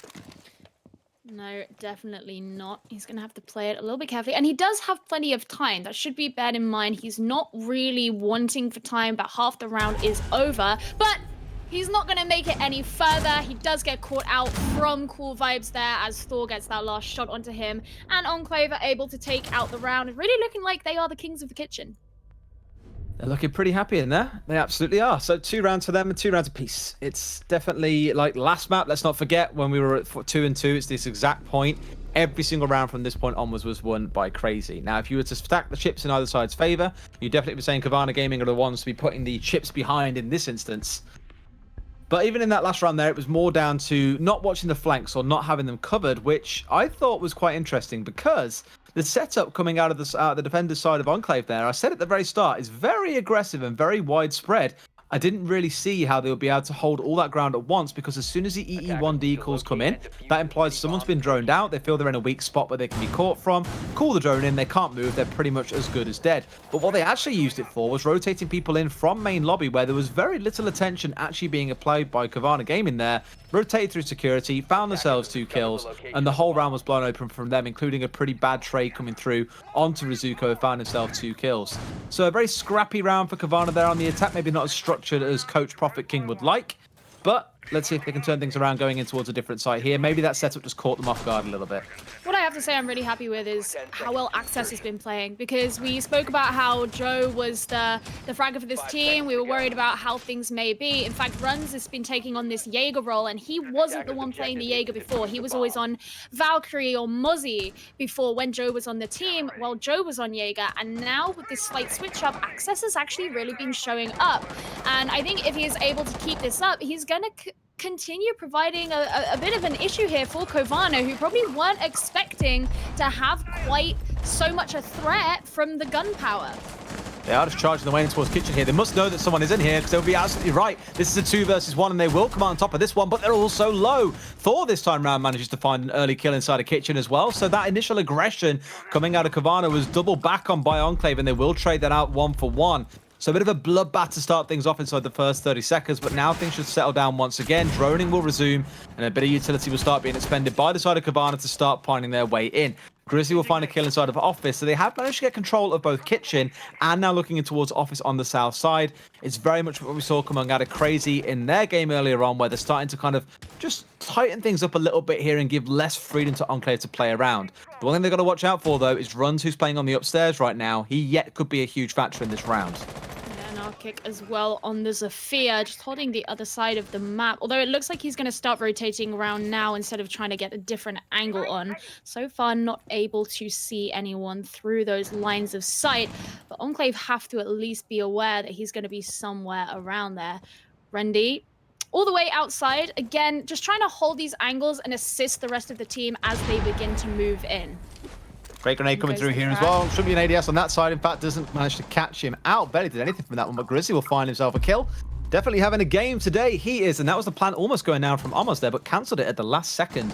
I think clearly now that they've got this information on where they are, they feel they can try and push in pretty aggressively. You can hear all these intel calls coming out as well. Great flank from Thor, nearly finds a triple, but Rendy gets that kill trade straight back over the other side. Runs does make an impact, a little bit later than maybe desired, as we mentioned earlier on.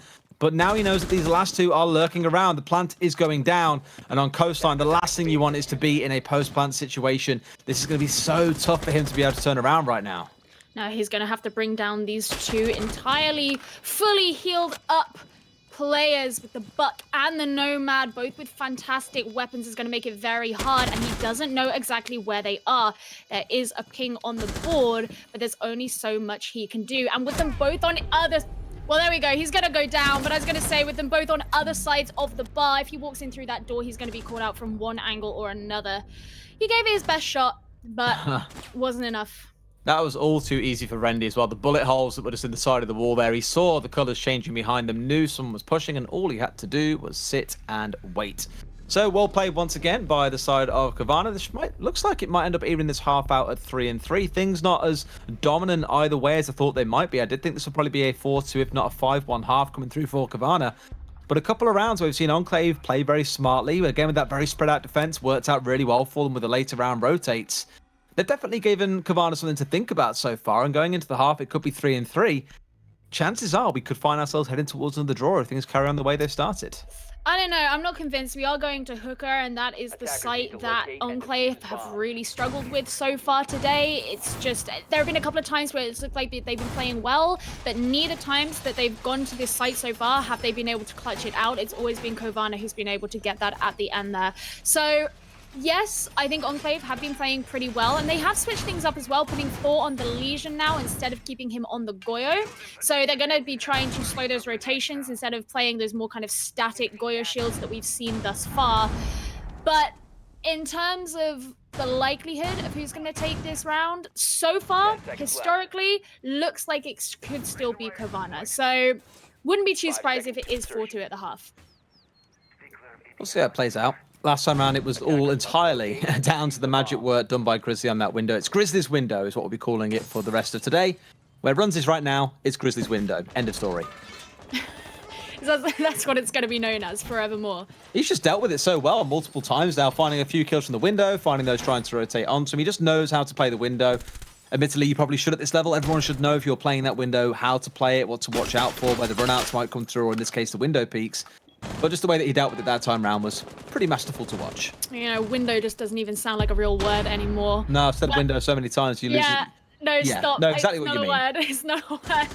But Qivana, they're going to be starting to come in through the east side. Of course, having that very early EOD, just so they have an idea of where everyone is. Not sure if it actually was able to catch anyone out, but all of Enclave playing very closely into the site. There's something that we saw them do a little bit differently when they did do that extended hold before. So they are trying things up. Of course, it is a different site, but knowing that they can at least do those different ideas, those different strategies is certainly promising. I'd say he really wants that camera, and he will find it in the end. So one thing I'll give to all the IQ players today, actually, we have seen them, a couple of times. Dare I say I lean towards Secret, watched them a few times, losing an IQ early on before any real impact could be felt was a bit painful to watch sometimes. Today we have seen a lot of IQs playing a bit more safely, even they're dipping back in between pistol shots to make sure no one gets picked off. Well, not to make sure you get gets picked up, I should say. Was a nice start at the very least, and finding out a couple of crucial bits of utility, namely one of the yokai drones, will pay them off massively as the round progresses. Opening up the wall. Now seeing Gorgona try and get some of these shots. So far, none of the angles being found. There we go, straight in behind the bar. He is able to bring down runs despite being stunned out. Pretty impressive there for him, and that does mean that Enclave is sitting now at a disadvantage. Finding their way in towards Aqua, that's looks like where the main point is coming from. You've got Grizzly doing Grizzly things off by himself at the moment, just trying to look and apply some pressure. Otherwise, you give so much freedom to those inside a hooker to rotate round, throw C4s through, chuck smoke canisters through if you still have the smoke playing in there, which in this case we don't. It just makes it a bit risky, whereas you can see right now, Razuko's had to tuck right into the back corner as well. So his gun is effectively offline by the sheer fact that Grizzly is here, and Axis is stuck playing in the spot where he is right now on the off chance that he is exposed to that window. So it does restrict the defenders somewhat, even just by lying here and waiting, and surely he knows that he's there. Oh my word, finds the one-tap onto the head. Axis moves the tiniest bit and gets picked off before Razuko will trade things back out pretty much immediately. Enclave basically know to be looking out for these windows. That's how Thor is able to bring Gorgona down, but he's going to be falling to a Narkic in return. And now just Razuko is left with the plant being made by Rendy and two others on the team. So that's going to put him in the post-plant situation, but it doesn't matter anyway. He's going to be brought down by a Narkic. It was a difficult situation for him and Qivana to take that round. And at this point, Des, I think that Enclave need to think that Hooker maybe not the site for them. They are switching on to the attack now, so it doesn't matter in this case, but that's going to be a site that requires some work. It's this multi-angle attack coming out of the side of Qivana there, I think, that caught Enclave a little bit. They were expecting a very heavy aqua push, and why wouldn't you? It's where we saw a lot of the pressure going on. They knew Grizzly was around, but didn't think they were exposed to him. He finds one. Anarchic drops, charges his way through blue bar, straight up Cool Vibe stairs, and finds himself a kill onto Razuko inside of sight. Just a number of instances there where I don't think they were ready to deal with pressure coming from 2 or 3 different directions at once, and they crumbled under that weight. But now things switch over. We saw a pretty aggressive defense coming out of Enclave on a couple of instances there. Let's see if the same approach is taken by Qivana, and equally if Enclave can keep that kind of pressure up into their attacking side. Yeah, interesting here. Qivana are bringing the Vigil. And Enclave are going to be bringing the Jackal. So instead of having the Lion to use that E1D, find out where the locations are, they're instead going to be playing to figure out the footprints, figure out who is on the side of the enemy team. And so if played correctly, it could actually make it a little bit harder for Rendy to get the full value out of that Vigil. 10 seconds to insertion. Yeah, between the Nomad and the Jackal, they should be able to tie down these roamers and make it a bit harder for them to do anything. But the fact that Rendy and Grizzly are both running on what they are now, you've got both the Vigil and that Mosley coming through.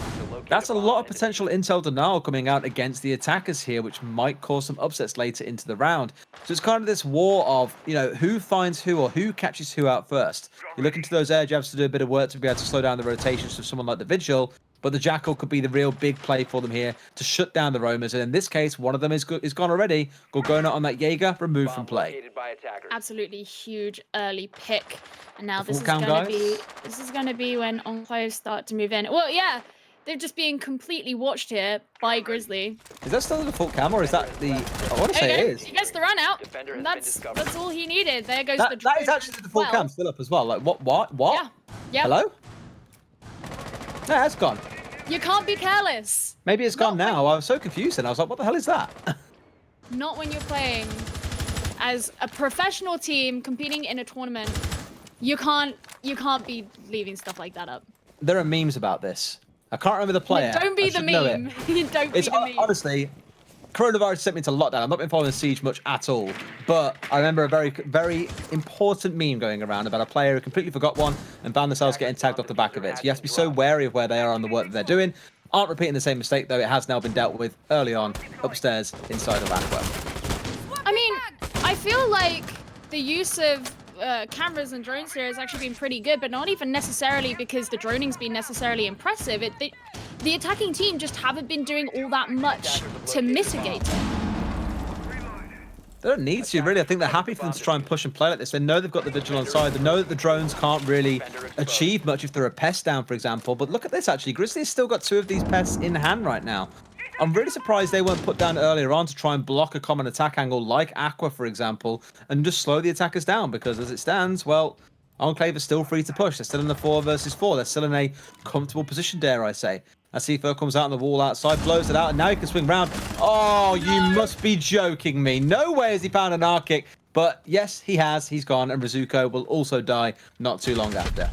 You think at that point there would be a little bit more communication, but ultimately, Qivana are still going to be winning that round out. Disappointing to see that, to say the least, but they almost seemed a little bit relaxed there. I think they always kind of had an idea of where the attack was coming in from. They didn't have to do much movement. Of course, the Mozzie made a rotation, but he's a roamer. What do you expect?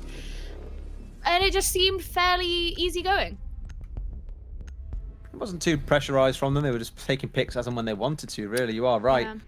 Couldn't deal with them for the most part. Grizz actually tilting an arc kick. Yeah, I'm not surprised. I also don't like being C4 by my teammates.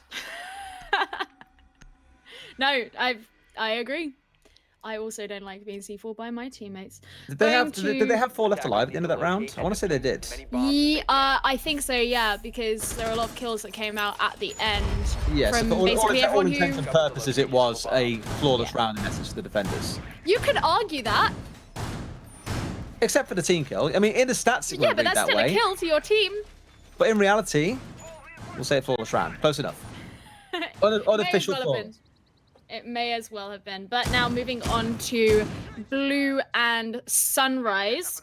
This is only a point that we've seen once today. We saw Enclave defend it. Qivana were able to win that round out.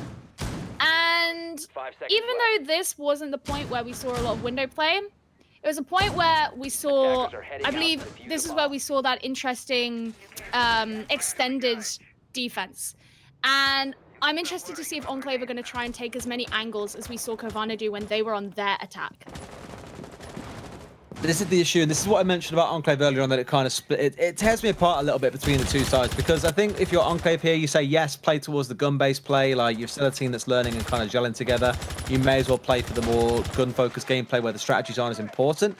But equally, they are a team that has got this very committed mindset of, we're here to improve, we know we're not going to win everything, we're just here to make ourselves known and show that we are capable players. Therefore, the mental mindset behind that will mean that the strategy play comes out looking pretty strong. So it's a real toss-up on, which one's stronger for these two guys. And as it stands so far, as bad as it sounds, neither side is stacking up particularly strongly for them. So the question is, well, what do you have going for your favour in that case? That's why you're finding yourselves at the very bottom of the Premiership table. Yeah. Well, so far, not all that much happening. Runs is very close to Gorgona there, and actually Access is going to be the one to bring him down as he catches him on that angle. Runs falling himself as well. So now we've got one off on each side. How did Grizzly get that kill? I don't ask the questions, I just say who died. Runs was Oh, through courtyard wall. I didn't see it was soft. Fair enough. Okay. Fair enough. That's fine. Thank you, Alex. Okay. I was super confused as to where on earth that came from. I'd expected that wall to be reinforced and realised, okay, actually, we're defending downstairs. Chances are it's not going to be reinforced. Fair enough.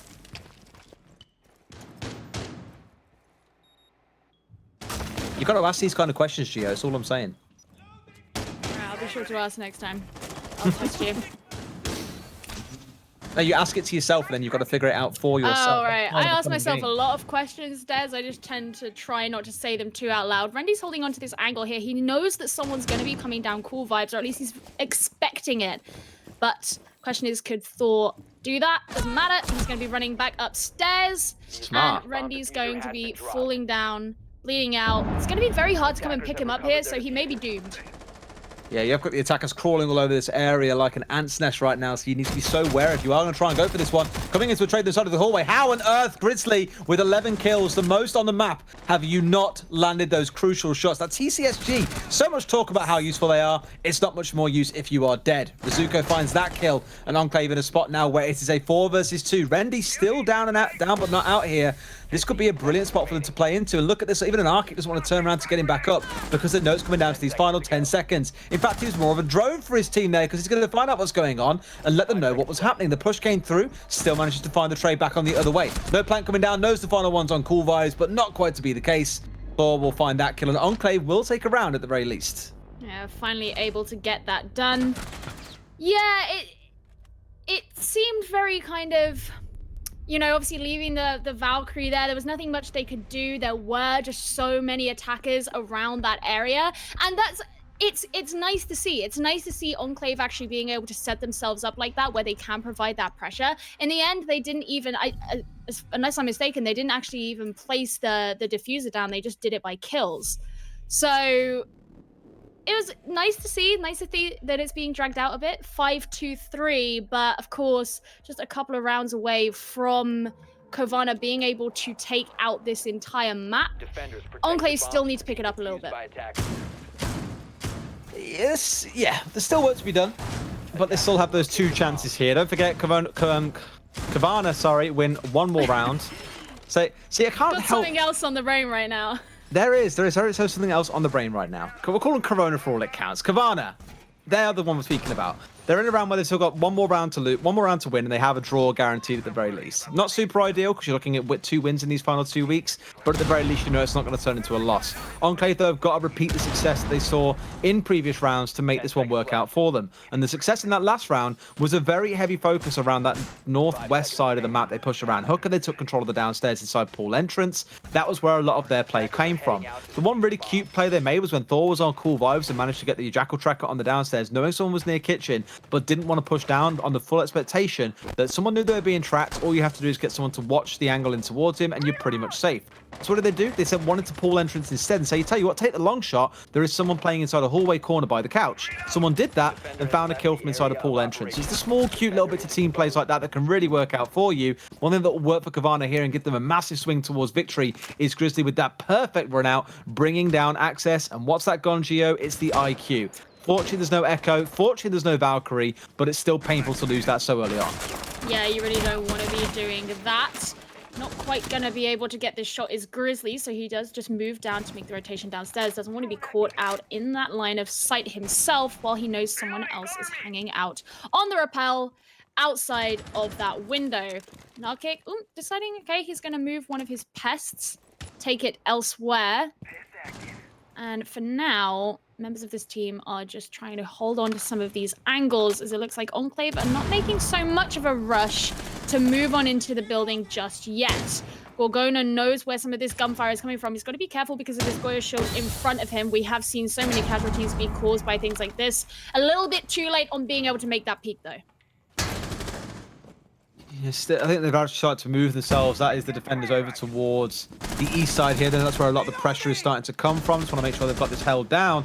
And in fact, given what site we're playing on right now, you would expect a very heavy presence inside the rooms, at least to drop back down towards site when the pressure got too great. But no, they're holding on to 90 really, really firmly right now and saying, if you want to get rid of us from here, you're going to have to start burning some utility. As it stands so far, they haven't bothered trying to deal with this Goyo shield. Rennie needs to be wary, though, if that does come through.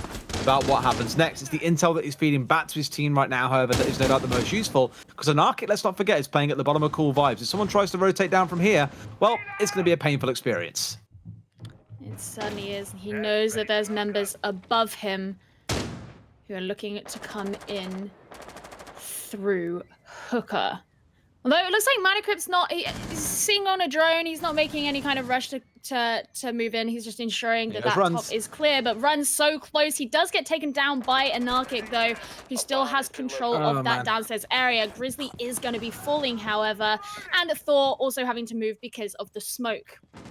Small mistakes there, like runs for the great angle, by the way, there from Rizuka to find that kill. The small mistake from runs right there, you had Manicrypt on his drone behind you, bringing a drone into pool entrance to drone you in, and he pushed in too early. Like, why on earth you would do that when you have someone there willing to back you up with the drone is absolutely beyond me. However, this final push comes in now. Moss by himself finds one, finds a second. Can he find a third? Tries to go for it, but very smart there, pulling back a little bit. Manicrypt steps back and goes, you know what? No one tap from a shotgun today. Thank you very much. I'll just keep safe here a little bit further away and find enough bullets to end that round in our favor. Good stuff coming out of them, albeit a few mistakes along the way in getting towards that victory.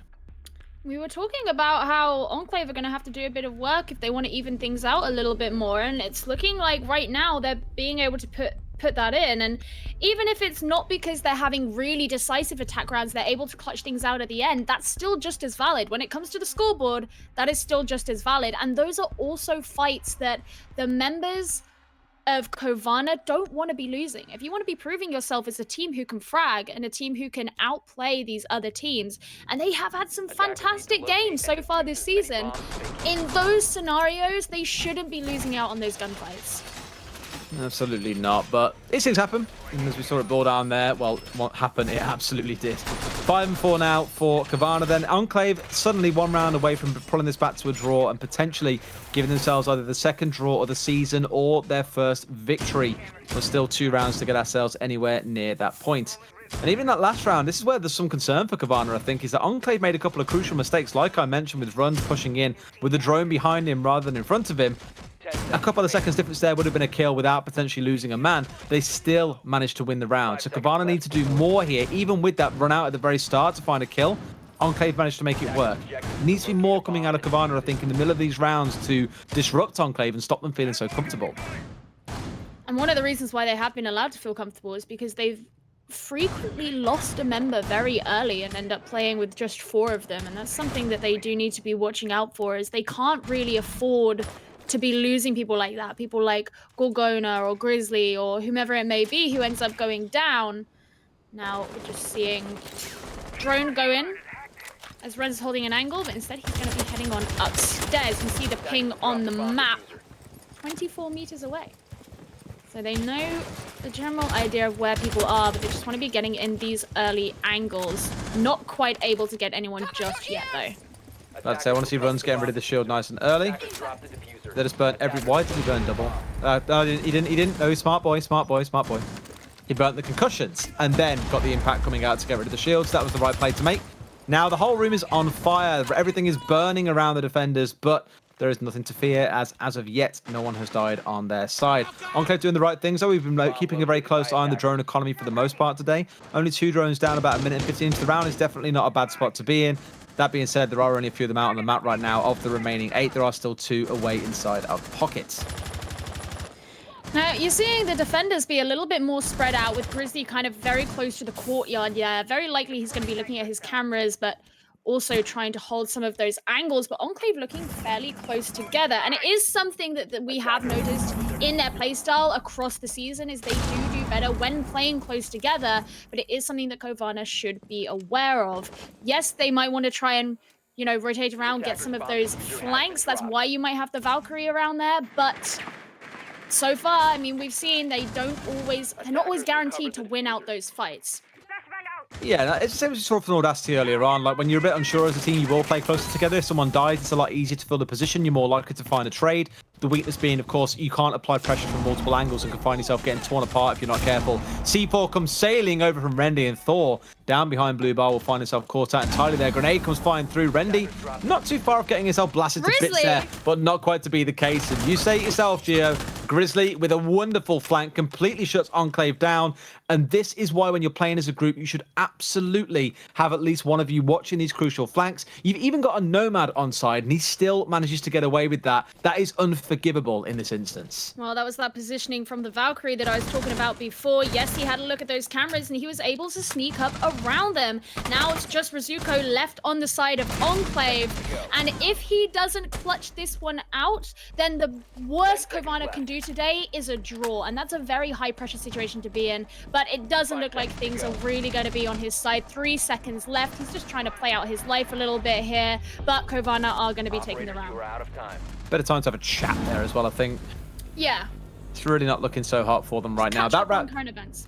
Yeah, it's like I say in most instances, like they should nice. They should have to be in a great spot where they know that pushing as a unit, they have the flanks watch, they can trade for each other, they can fill spots when someone dies. Like, it makes sense. But you have to make sure those crucial things are being done. If you aren't taking trades, you're losing out. If you're not watching the flanks, you're losing out. They just got caught completely unawares there, and, well, as bad as it sounds to say, it was a deserved loss in that instance. Now we go potentially into the very final round, and look at the site we are headed to. Here's a bit of a different one for you. It's going to be Penthouse and Theatre with a castle and a clash on side.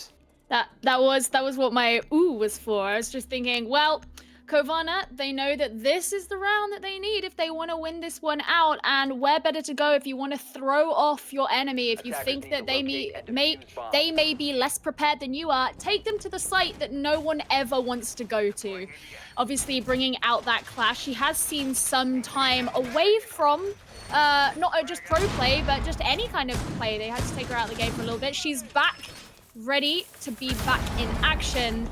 And I don't know, there's always something so wonderfully cheesy about seeing shields be played on this map, whether you're playing it with a Monty, a Blitz, in this case a Clash. It's just so much fun. It's like a guilty pleasure.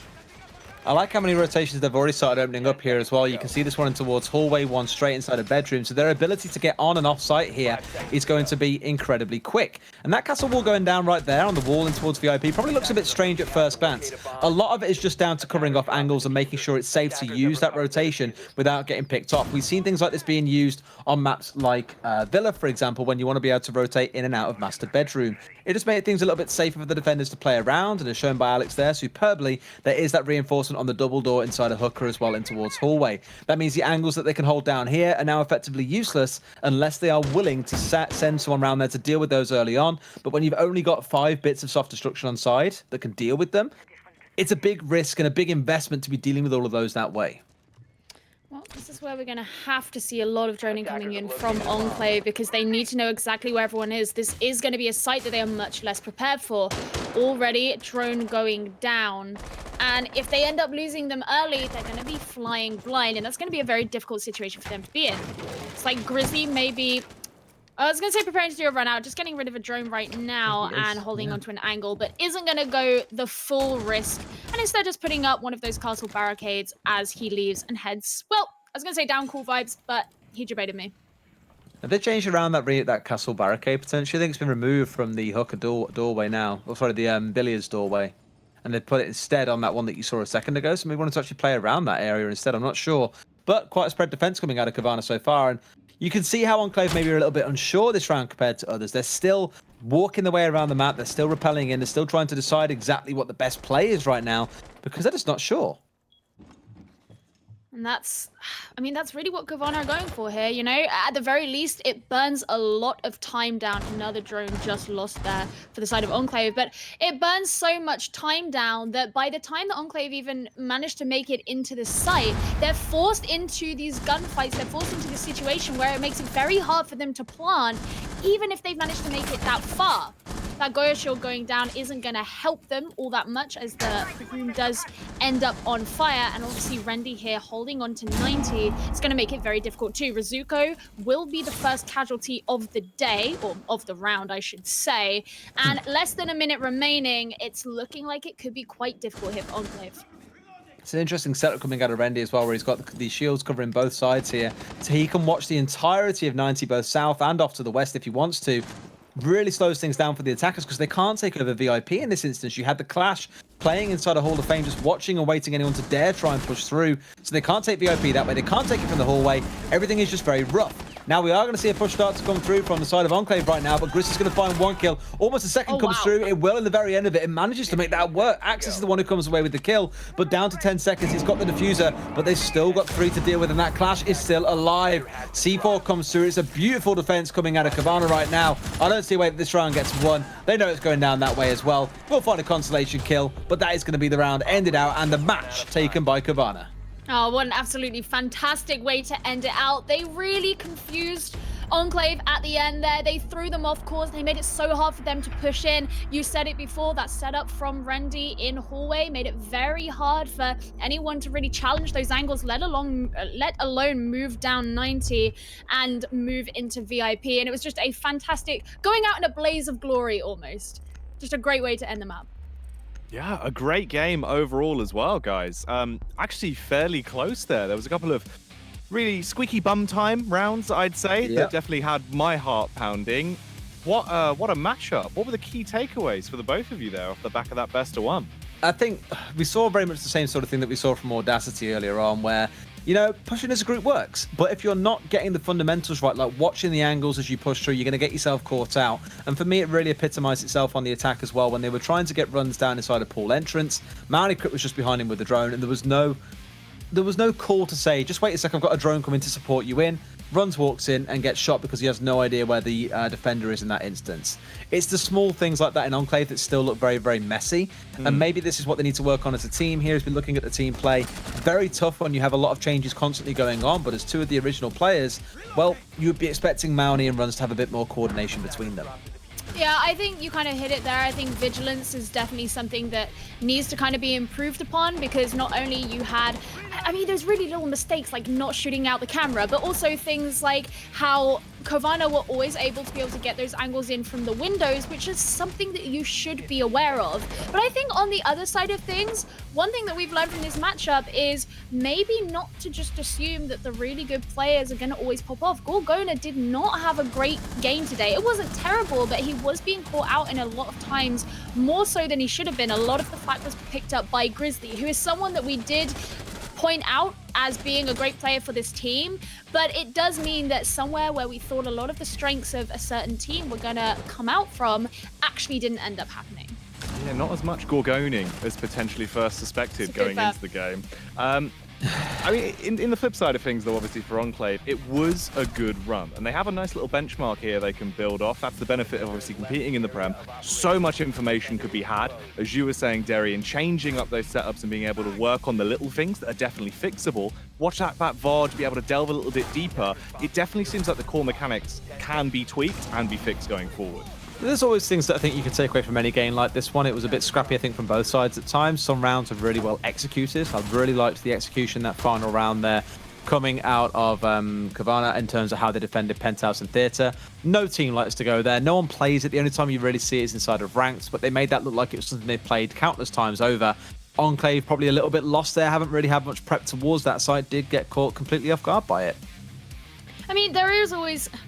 Yeah, I don't want to make it sound like I'm too pessimistic or whatever, but, you know, yes, they made it look great, but they were playing against the team who were at the bottom of the table. So I think, you know, maybe if you saw that happen against a team like Crazy, for example, we would have seen a different outcome. And yeah, it's all well and good to turn around and say, oh, well, if you were against this team, it would have gone different, because yes, of course it would have. But it's one of those things where it's like, yeah, they did well. They didn't do as well as I wanted them to do. And I think when you think about if they do end up making it, you know, into the finals or whatever, they're going to be facing a much harder opponent. And that's where they need to think about the relativity of how well they have been performing on these maps. Yeah, the quality of competition is only going to get harder and better from this point forward. And so will the quality, of course, our competitors in the league. And we do have another potential vote for you guys at home on the Twitter sphere that want to get involved and show us what you think. You can let us know of who your player of the match was. And who do you think your player of the match was, Des? I'd probably say Grizzly. I mentioned back at the very start that Grizzly and Gorgona were going to be the two players to watch for their side. They definitely delivered really well, I thought. Grizzly especially really popping off. Admittedly, through to some mistakes from the other side, but still managed to capitalize on them. It does take a good player to be able to realize those opportunities and take them. But looking at these, Thor mentioned he's only been with the guys for a couple of games. Had a pretty decent day. Anarchic, a pretty decent game even. Anarchic, he also One of the quieter players normally. Really showed up well, especially on the Zofia today, I thought. Like how you asked Derry who his person of the match was, and he picked all three. Now, A lot of love. Just a lot to of love give a to nod, give. I'd say Grizzly is my main man, but the other two I'll give a nod to for definitely They're the playing a good backup game. dancers. to be Exactly, fair, I mate. probably would have said something very similar. All three of them did impress me. I will go with Grizzly as well. I really enjoyed watching him play. I think that he did kind of do what we expect, and that was really pop off. And he picked up a lot of the heavy lifting on the side of the fragging and things like that, where it wasn't necessarily being carried by other members of the team. But again, I'm going to sound like such a hypocrite here because I just told you off for doing it. Do it. Thor really impressed me because, as you say, he's kind of just come in recently, and while he wasn't necessarily as stand out as Grizzly, there were certain moments where he got some really key kills that allowed either trades to come out from his team or his team to get ahead in terms of the man advantage, and so he gets an honorable mention from me. I'm going to be a little bit Anarchic was spicy. there too. I'm just going to give mine to 4 and say that, based off the Lightning fights that were at frightening heights, he really hit the number for me. But there is still more Prem action to come. Of course, up next, we're going to see the Randys. As Ded said earlier, you definitely don't want them coming into your house right now. These Randy boys facing off versus Fierce. It will be a bloodbath to remember. That is going to be our final matchup of the night. There's a lot of Fierce fans that have been popping off, so hopefully they'll stay tuned for that one when we come back after the break.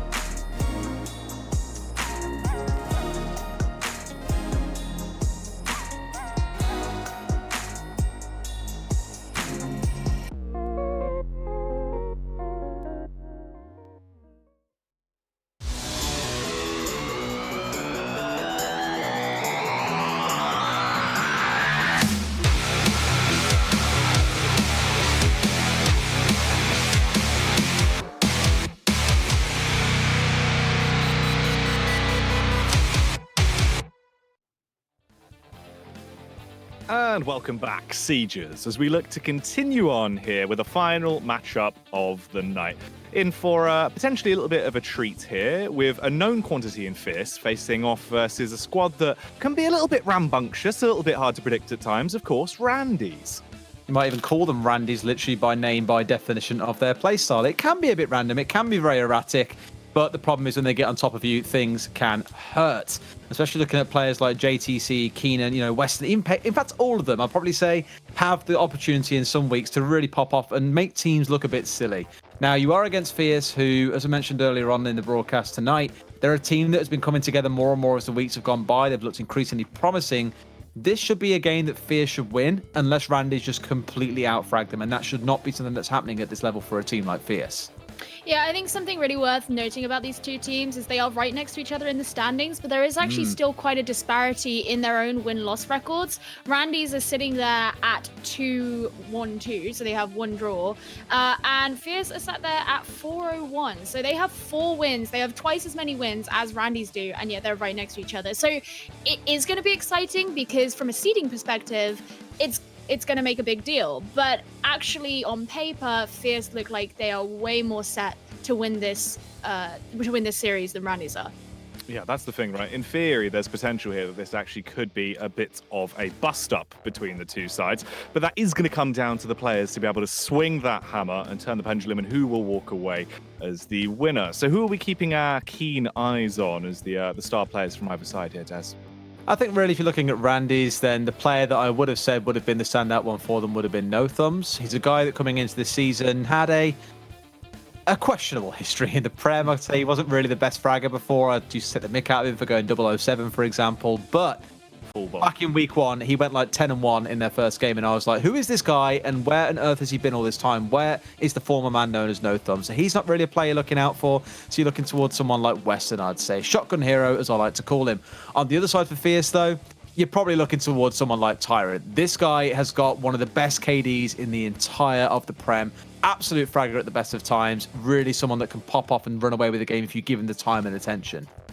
Personally, for me, I think on Fierce, my eyes are mostly going to be looking towards Kayak. Kayak's a really interesting player because he does play that hard support. He plays a lot of hard breaches. You see him on operators like Mirror, Mute, Kaid, but he's really good at fragging nonetheless. He really kind of steps outside of his role in that respect, and he's able to pick up multi-kills and does quite a lot from that perspective for the team. So, even though that's not his job necessarily, he's very good at getting both done, and therefore he's very fun to watch. He's very interesting to watch, and he's quite a young player too. So he's someone who you want to be thinking, okay, this guy's got potential, and this is someone I want to be looking out for in the future of not just British Siege, but European Siege, potentially one day worldwide Siege. Oh yeah, he's also useful to have in case of a flood. It's very Please. You're not wrong. But I love how you can literally count the probably about 0.7 seconds there that me and Gio were kind of like, what? And then it settled in. and then you realise, well, let's wash past this one as we sail on down to the vetoes, as we do have the picks and bans ready, so we can start to chip away and see where we will be taken on this lovely final game of the evening. So this one's an interesting one, I think, between the two sides. Randy's and strategical maps? Nah. Brandy's and fragging maps, yeah. So something aggressive, like, again, leaning towards maps we spoke about earlier, things like the border, potentially, things like the coastline, even something maybe along the lines of a country, like I spoke about it earlier on. It's a very aggressive, attacking-focused map. So you might see them go towards there and choose to start things off on attack and just go hell for leather and try and win it out there in the first half. I definitely think that would be what I would want to see. Both these teams have done best on Cafe so far, and so I think as a direct result, neither of them are going to want to take the other to Cafe.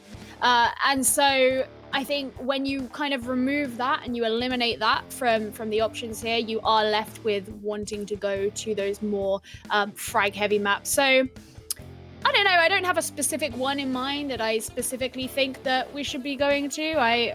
I'm pretty happy to see any of them. Though it's looking like we're still waiting to see. Let's start to find out then if we move deeper on into the veto and see if you are right. Was Border and Clubhouse have both been taken out? I was going to say Fierce might even go Clubhouse because it's quite a strategical heavy map, and they might think, okay, actually we're the ones practicing and rehearsing a lot lately. Maybe we're the ones to go to Clubhouse and win it, but clearly not. They haven't played Clubhouse yet, but Randy's did draw with Audacity on Clubhouse, so it's sort of unsurprising that. Surely you look at that and think, wow, if if Audacity can try draw Randy's on Clubhouse, then surely you take them there and just beat them into the ground. Oh yeah, you take them there. But apparently not. Yeah, no, I guess not. So, still waiting to see on the others. Nope, Enclave we'll have final two bands coming through. So the aggro map, yeah. So this is probably where I'd expect an attack. I'll check out what it is in a minute. Actually, and get from the admins where they're starting. But I know that a lot of times, especially for teams like Crazy, we always come back to them. They like to start an attack on maps like this. Because it's one of those maps that if you have something like a Nomad or someone just to cover the different windows, jump outs are very hard, yet pretty much every single site, bar one of the ones downstairs, and of course looking in towards, well, Armory and Archives, what am I about? I love that. Why am I going this way? Tell us an archive, sorry. Those, of course, don't have windows involved, but everything else has a lot of play around windows. It's a very thin map, so it makes it very easy for aggressive teams that can attack from multiple angles to shine. That's where I thought you might see Randy saying, you know what, we can just attack from 4 different angles and try and find kills, and the map is ours from there.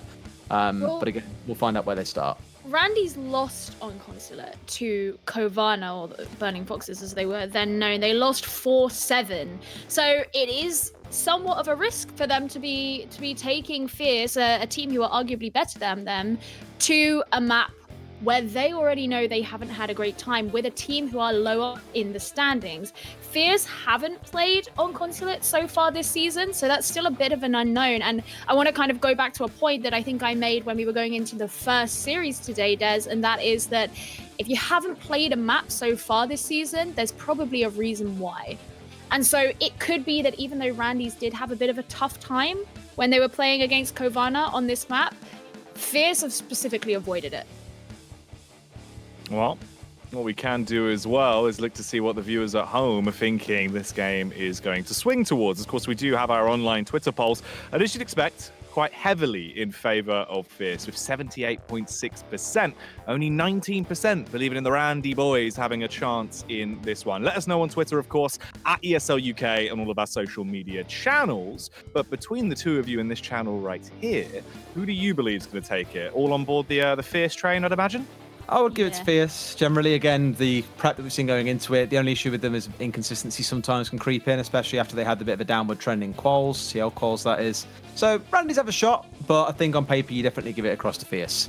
What I'm really surprised at, actually, is that this was the game out of the 3 we have today that I think all 3 of us agreed was going to be the closest game, and yet when we look at the Twitter poll, it's the one with the most decisive choice of a winner in Fierce Esports. So I don't know, maybe Twitter knows something that we don't, and the games that we thought were going to be stomps actually turned out to be the closest one. But I definitely think that it'll be Fierce. Yeah, I mean, there's always that level of unpredictability that could come in to really throw us off, and time will tell as we are ready for the game. Randy's ranked 5th right now, face off versus Fierce, that are ranked 3 in the overall standings. Let's see who's going to be walking away as the victor. I leave it with you one final time. Gio, I've been attacked. You've been attacked? Why is that? I've been attacked. I had Keenan coming at me on Twitter saying, Desertu just called No Thumbs our star player. I'm dead. And I said, I'm not saying he's your star player, mate. He's the best of a bad bunch is what I'm saying, basically. And he was like, I'm raging. I've been put on Monty duty all this time. It's a load of rubbish. But here we are. Let's see if without their star player, they can still shine. I'm not going to say you shouldn't be on Twitter while working, Des, but come on now. Hey, look, man, when someone attacks me, I just got the spider sense tingling, all right? It just goes off and I'm like, right, okay. Look at these bands! Oh, okay, that Monty. That's Fierce saying, okay, that Monty ban is definitely going against Keenan because he's played it pretty much all the time. Yes, so I have that written in my notes. Gone. Just Monty attack! Exclamation mark! Exclamation mark! Randy's really like to do that, and it's actually worked out fairly well for them so far. So that's definitely a target ban if I've ever seen one. I believe in their game on Clubhouse, was it? It was Randy's up against Audacity, or was it Enclave? I want to say. Yeah, I want to say it was on. Played. Yeah, no, and they played had Enclave on Cafe. They played. That's the one. So they had the 2 final rounds to go. It was after a rehost. What did they do? Played Monty 2 rounds in a row and drew the map. It was ridiculous. So I'm not too surprised to see it taken away. Thermite is going to make things, I want to say not so tough. Like this map, it's more if you focus that around that being banned, then suddenly Garage downstairs, Garage and Cafeteria becomes a much stronger site to play. So I wouldn't be too surprised to see quite a bit of focus going there after we've had the craziness of the first round rotation we spoke about a few times. And that is more like as I said, a ban away here against something that can't be played anyway. So it's more of a throwaway ban in this case. Why not leave the 4th one up? Yeah, I mean, it's sure, you know, you do you, but it's definitely an interesting choice for the ban anyway. I suppose it gives the opportunity for things to be a little bit more exciting. Consulate is one of those maps where you typically have around the same sorts of bans every single time. You know, it's one of those maps where people know exactly how they like to kind of play it. So it is kind of fun to see it change up a little bit, and you don't know what we're going to see. Obviously, the Monty's not available, so we're not going to see any of those strats, and I'm actually kind of interested to see what Randy's are going to bring out, knowing that things have got to be a little bit different this time. Yeah, there's going to be some changes for sure. Fierce are the one starting on the attack, and I love how the name has suddenly gained about 5 or 6 extra characters as well. God bless. Yeah, it did that last week as well. Yeah, that's part of the UI changes that maybe weren't considered for extra characters, but here we are. It's all good. So, starting things off then, what we're seeing coming out of the side of the defenders. Nothing too surprising. I'd say maybe looking towards Penguin on that vigil to cause a little bit of chaos. Probably be on the roam downstairs, supported by some of the intel coming in from Keenan on the Valkyrie. Like he said himself, Monty Duty has been his thing with it being banned away this map. When the side swap does come through, it's not going to matter too much. But let's see if we can pad out those stats nice and early. But it's Shermie padding out the stats early. Western trying to make something happen. I called him a shotgun hero earlier on. Stick to the shotguns, buddy. Yeah, well, that's not a great start there for Randy's, and it only really exacerbates this idea that we spoke about before, that Fierce really are in the beneficial position here.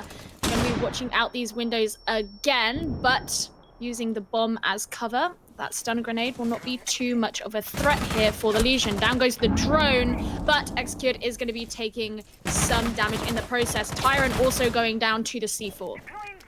Managed to make that C4 work, bringing him down. We'll balance things out. Again, Tyrant, the top fragger in the minute at the whole of the Premiership. So him being gone will be definitely felt on the side of Fierce right now. In terms of attack presence, you can see a lot of work going in here towards the west side of the building, taking over yellow stairs, taking over the windows, pushing in towards meeting itself. As it stands, no real massive entry being made towards the building here to start pushing in towards the site, just trying to focus on making sure they've got control elsewhere. Execute is down, as you can see, definitely down, but most definitely not out just yet, and I think trying to find himself in a safe spot to be able to get himself picked up. JTC finds one of the procs, and the blows are going back and forth here. Reese finding out Execute as well. Now into a 3 versus 3 between both sides, and we still have 1 minute and 35 seconds left in this round. And Shelly will be feeling the goo mine and bringing down Penguin as well, who became aware of his position. And the whole reason you decide to bring the Legion, looking like it's not going to be too much of a deterrent here for Fierce. Now starting to shoot through the wall. That makes life very hard there for Keenan, who will be falling down. And really, it just looks like dire straight out here for Randy's with just JTC remaining.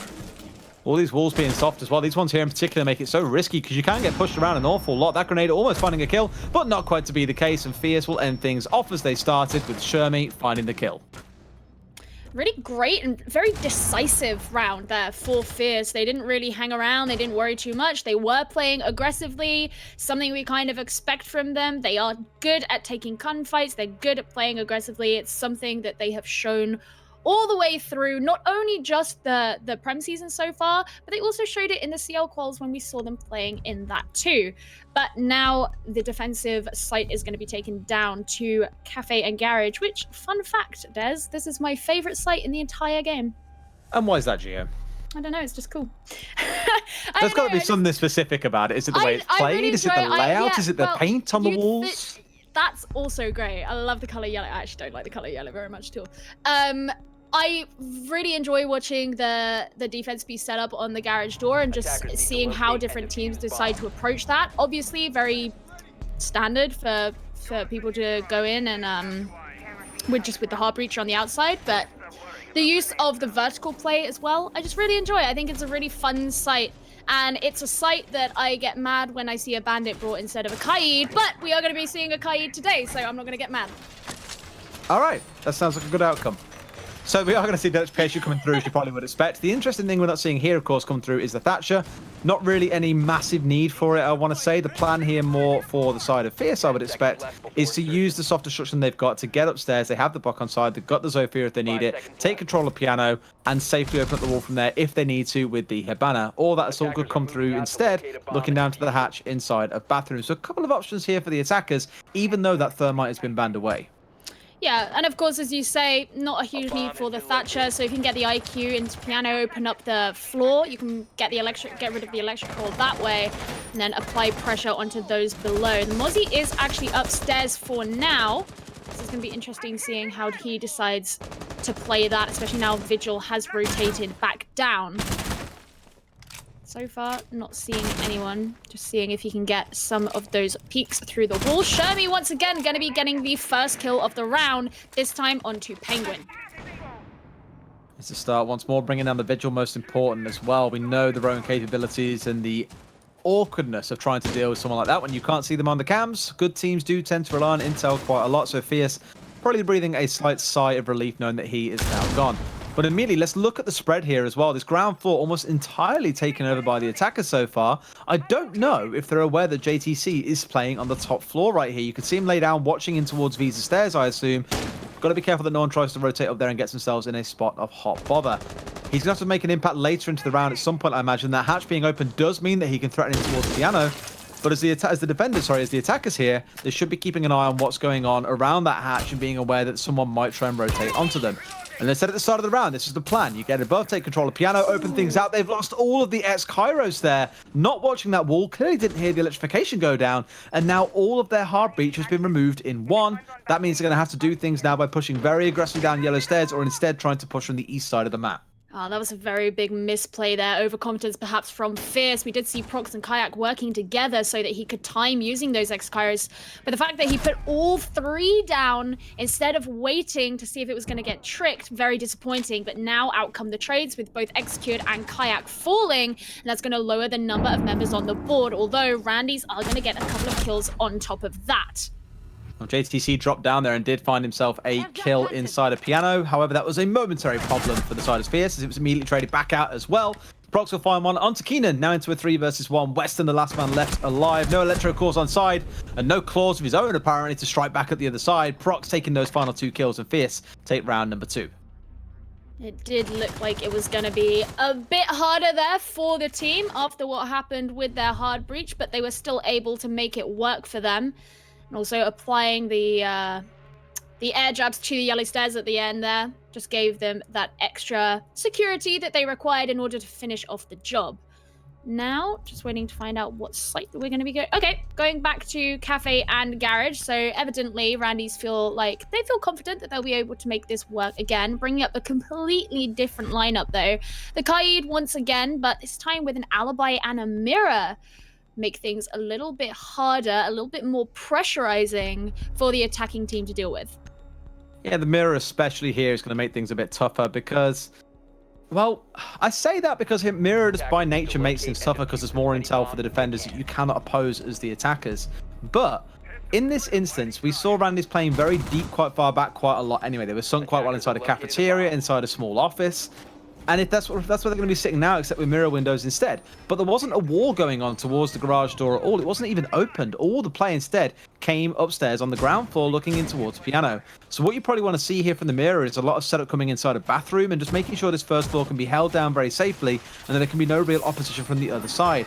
That may yet be what we see here. It depends how much they want to commit to doing this. It's exactly what they're going for.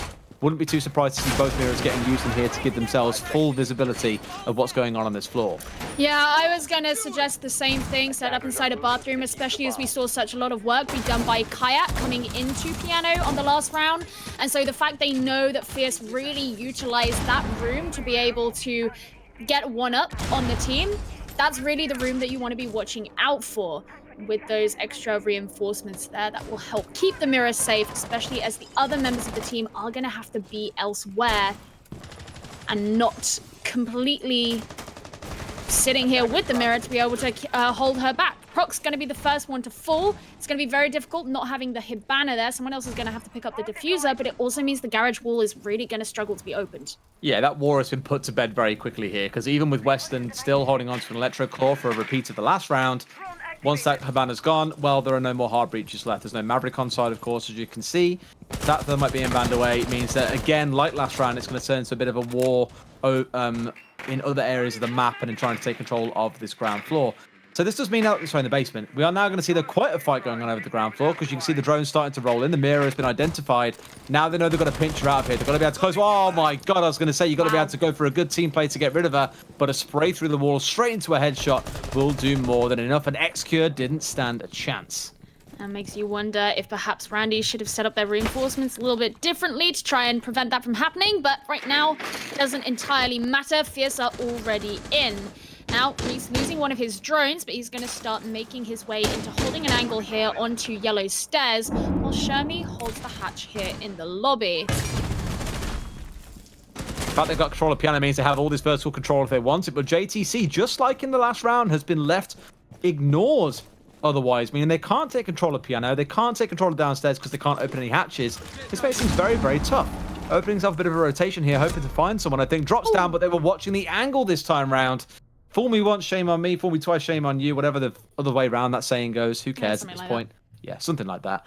Anyway, JTC gets dropped down. Now that vertical pressure has been removed, and the only two members that are left, as you can see for Western, off towards the left, and Keenan here on your screen, is the defense inside of the basement itself. 45 seconds to go, and Fierce have got all the time in the world to make this one work, albeit only 2 drones left on side. At the very least, well, what you would expect is maybe they start to come in through different angles as they move down, and rather than just funneling themselves through yellow stairs, because that puts more pressure on these remaining 2 members of Randy's to be watching so many different angles, which is going to overwhelm them as a duo. And that's exactly what we're seeing as members of Fierce start to move in from the east side of the map. But Shermie's not going to be winning out that gunfight. That's going to make it a little bit more difficult and put him in this 2v2 situation. But Keenan's not going to be winning that one out. Tyrant's going to move on forward, and Fierce take the round. Yeah, Reese pushing down yellow stairs there. A bit scrappy at points where there isn't really any kill trades trying to come through. It's more just a blind push in some ways, but the right pressure was being applied there to make sure the round definitely went their way no matter what. So, Fierce off to that dominant form that you would expect, admittedly on the attacking side of Consulate. And despite it being the map pick, I think, well, the agreed map pick, the decider in this case, it was the side pick that came through for the side of Randy's. And as it stands, well, it's definitely not working in their favor. Oh! Well, this is going to be fun. I'm in. Tachanka being brought out. I think it was... I'll have to check. But, okay, this is not the first time that Randy's have brought Tachanka out. They brought Tachanka when they played on Cafe Dostoevsky versus Enclave in Reading and Fireplace. I remember how unsuccessful that was. It didn't, yeah. Well, at first it looked like they were going to set it up in the G2 position. They actually moved it down into utility on the 2nd floor. So they did change their mind on how they're going to play it, and it didn't last very long. So definitely going to, at the very least, hope that they managed to have Tachanka last a little bit longer on this round. Otherwise, you're just going to find yourself in a very quick 4 versus 5. And against a very aggressive team like Fierce, not the position you want to find yourself in. Absolutely not. So let's see how they choose to employ it. It may well be that they set it up in a particular awkward corner somewhere, ideally on hard flooring. If you're on soft flooring, well, good luck living if someone's shooting you from below. The play looks to be inside a bathroom. So it looks like the focus might be here, getting this cross angle in towards B site as well as onto yellow stairs, if that's where he chooses to set things up. Nope. Okay, he's abandoning that plan altogether and he's still moving. Penguin, please set up shop somewhere. Yeah, he was really indecisive in the other round. About, is he gonna set it up in console? Nope. Full move. Right, I think they had the issue where they couldn't quite put it down. He's whatever at this point. He doesn't know what he's doing. He'll figure it out. Either way, what he wants to be doing is making it very hard for Fierce to be moving down this corridor as they come in from admin. And if he can get some really key angles down there, especially with Western situated up in copy, it'll make it, at the very least, very much slow the push coming in from Fierce. And already 1 member down. That is Prox once again. So that hard breacher is gone. It's going to make it so much harder for them to open up, for example, the meeting room wall. So straight off the bat, Randy's looking like they're in a fairly good position. They've just got to keep it up now. Now having a fun time so far. Prox blessing. That's 2 rounds in a row. It's been removed inside the first 30 seconds. So I hope he likes the look of other people's drones. I was going to say on the front of the Monty, though. Not the Monty, sorry. The Chanka. The problem you've got here is that if you have someone pushing inside the toilets to the north of him, that wall is entirely soft. Someone can just spray through that window, straight through the wall, and kill him while he's stood on this turret, and he can't cover all the angles. So I have some worry here about how he's choosing to play this one out. Tyrant is going to equal things out, though, finding 2 kills of himself and saying, you know what, guys? You think you're safe. You're never safe when I'm around. At least now balancing things out at 3 versus 2 will be JTC with a knife kill. Oh my god, why did he unscope? I think he was just so instinctively expected to find that kill that he unscoped. Realized he didn't land the shots, and well, we saw the outcome of that one. Tyrant is down to about 1 HP right now. That'll be a nice early swing across from the Mozzie, and that is a round closed out. So for all the attention we gave to the Chanka, his impact there was not really required. Yeah, it wasn't really all about him, but I think what it did was it allowed the security for the rest of the team to set up in the positions that they were able to work very well. And, you know, at the end, with Tyrant left, you might be the best fragger, the best player in all of Prem right now, but if it's just you against the entire other team, you're probably not in the best position to win that one out. But, you know, they don't need to, Fierce Esports don't need to be too concerned right now. They're still up by... Well, they've got three maps, so they're up by 2 rounds. I sound really unsure about my maths there, and that makes me sound incredibly stupid. But they have 3. They don't need to be concerned is the point that I'm making. Shut up. No, very fair point. You are right. It's a promising spot, although admittedly on something like Conscious, you want to come out of the 4-2, I'd say on the attacking side, it is one of those maps that, as mentioned a number of times, it is attacker-sided. And I think these days the point about maps being attacker-sided and defender-sided is maybe a little bit overdone, a bit overcooked, if you would. But it is a map that does favour the attackers. It's why a lot of teams do choose to start there on this map more than any other, even ahead of things like Coastline in this case, which used to be the leader in terms of attacker-sided starts. But once again, we're going to see the Chanka deployed by Penguin. Yet to find himself a kill at all. Clearly thinks if I get a bigger gun, surely there will be some heads in my sight line that I can click on at some point with this massive turret. Excured, equally, a bit fed up of dying so often. 1 and 4 so far is going to bring along the clash. I was wondering if this is what they were going to do. Have Tachanka out in a more open area and have the clash situated right in front of him so that it's a lot harder to kill. And that's exactly what it looks like they're doing. They're having him right in front of the front door so that Excured can just stand straight in front of him, protect him from being harmed, and he can just rain in damage, rain in those bullets. They've just got to hope that Fierce actually come round that way, because right now they're all up in the northwest side of the map, and doesn't look like they're at a huge risk of being Tachankered right now. Very cool use that they've got it deployed here on the desk as well, so it's just high enough that essentially the clash is functioning on the table, sorry, not the desk. She's essentially functioning as that lowercase deployable shield, and he's raised just above the head. It is a really nice hold that is very, very tough to unseat, but needs to be so careful here, because if he steps away like that for even more than a couple of seconds, chances are someone can run in and just spray the hell out of the legs of that Chanka. Yeah, that's really what you're going to be careful of, is his precious feet. The rest of him, he's basically a huge tank, but you don't want to hurt the man's feet, because he will go down. Or maybe you do want to hurt the man's feet if you want to win the round. Either way, Kayak making this interesting sneaky rotation down through the bottom. He's going to be sneaking up through behind him. And if he can get these shots, especially onto the Tachanka, this entire strategy from Randy's is going to go down. There we go, straight on him with the headshot. And that's going to make life very hard. He will be falling, but the plan from Randy's isn't going to work. They have managed to at least explode that part wide open, but there is still a round to press on, and Win and Excured is going to say, you know what, we don't need a Chanka once again. It's all a ruse. It's all a bait, some might say. Now they're finding themselves into a spot where it's 2 versus 2, and Reese, one of the big fraggers left for his side, is the last man left alive in a 1 versus 2. The worst of all is that you're against a clash. She is so difficult to beat one-on-one. Well, 1 versus 2 in this case. Maybe 1 versus 1, you've got a chance of being able to grenade her, or at least melee her shield out of the way. But once you've got the backup here, like they're doing right now, playing sensibly and playing together, this makes it so difficult for them to do anything with. Yeah, with this Jaeger, especially of all the operators it could be, the guy designed to be able to be a very good fragging operator. It's going to make it so much harder. Yes, he can try and... I don't know, I was going to say use his air jabs, but he's used them all. All he can do is try and make a rotation here, but the likelihood of him being able to win this out, probably relatively low. And Randy's don't need to be in all that much of a rush. They can play this very leisurely. We've got the clash coming right up onto Reese. He does manage to West End. Maybe he can get aggressive. Going for the feet. It's not enough just yet, but it's not over here for Fierce. Doing what he can here, but look, just constantly running him down here as well. The small damage comes through. He's going to have to get the gun out at some point. That's exactly what he's going to go for right now. Does try and go for a pre-fire spray, but Fierce win the round all the same. What a play by Reese and celebration with the spin as we'd expect. Spin. It is. That is the Reese special. Beautiful 1 versus 2 there to close things out. Played almost expertly.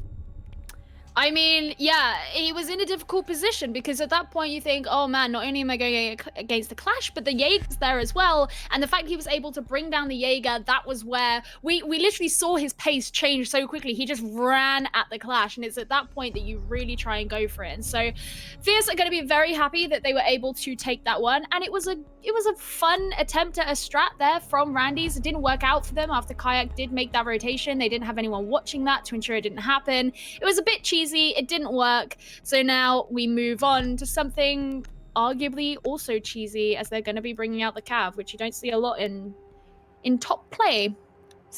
Well, I was going to say you might see a lot in rank, but she always gets banned out in rank. Yeah, it's Bomb located by attackers. It's a questionable one. That's pretty fair to say. Obviously, high risk, high reward. If you do manage to find an interrogate, you remove all the wind out of the sails of the attackers for a good 5 seconds. And even then some, because you can't afford to move freely anymore because the defenders regain all their ground. It's a really good way of basically moving the front line back. Or at the very least, if you are going to stay and contest it, it's at great risk in doing so. Now, they will no doubt should be able to at least get this one droned out and find out where he is. It's a case then of how they deal with it. Right now, he seems to be hiding away quite a bit downstairs, so maybe he hasn't been caught out on the drones just yet. But Penguin, like I said earlier on, tried Chanka 2 rounds in a row, still has yet to find a kill. Is he the right guy for the job? Attacker's objective is well, to defuse the bomb. we will find out. He's moved on upstairs now. And, all right, just opening up the floor. He obviously, as you say, doesn't want to be caught out too early. You don't want... They don't want Fierce to know that he's there. This guy has got to be their sort of surprise that they can whip out. He's just here holding onto yellow stairs. There is the pest there, right there too.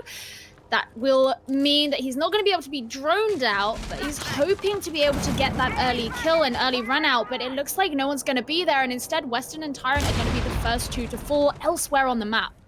Penguin's waiting here. He's just waiting. He knows that someone is going to be on that window, but the problem is you're going to be looking towards things like air jabs here that should be on this window and placed just in time on the door, I should have said. Now that he knows, though, you can probably be able to get rid of this quite easily. Oh, no, they know that he's there. Almost get himself taken down to just over 20 HP. And that will once again be this Cav, or at least Penguin, being put to no use in these rounds. I was just thinking, don't allow yourself to become distracted because there is someone there, but right now... we're just seeing if the Vigil executed here can get that shot. He's going to be moving downstairs, protecting himself, but Keenan is not going to be protected as he falls. Now finding himself in the 1v1, he is able to get the kill there with the SMG-12. Switches on back to the K1A after Shermie falls. Prox following as well. That means we are in this 2v2 situation, but Penguin on the Cav is very, very low health, and there's only so much he's going to be able to do. He's right next to the diffuser, though. He is, but it's really down to what they can manage to achieve here. I think it's a 2. Yes, it's a 2 versus 2, but the full health, the bigger guns on the side of Fierce right now, and all the time in the world to play around just goes in their favor. Reese, once again, having a game today so far, finds that penultimate kill. All down to Execute now on the Vigil to make something happen, and you're potentially contesting with some of the air jabs that remain being popped inside. Now, most of them should have been used outside on windows and potential jump out opportunities for the defenders, but you've got the angle here. It's a 2 versus 1. And that wonderful grenade comes through, almost gets the kill, but not quite to be the case. I was going to say the fact that it's a 2 versus 1 here, they could just play for the trade, and this round is theirs. They have the diffuser, can choose to go for it if they want. And I've got to say, shout out to Reese, 9 kills so far here as well. Almost 2 per round. He will get himself brought down. Why aren't they playing here for the refrag? Not that it matters, because he steps around the corner, even with the reload going off, as you say, Gio. And Kayak, your man for the match to watch, well, steps up big for them and closes out round number 6. 5-1 to Fierce.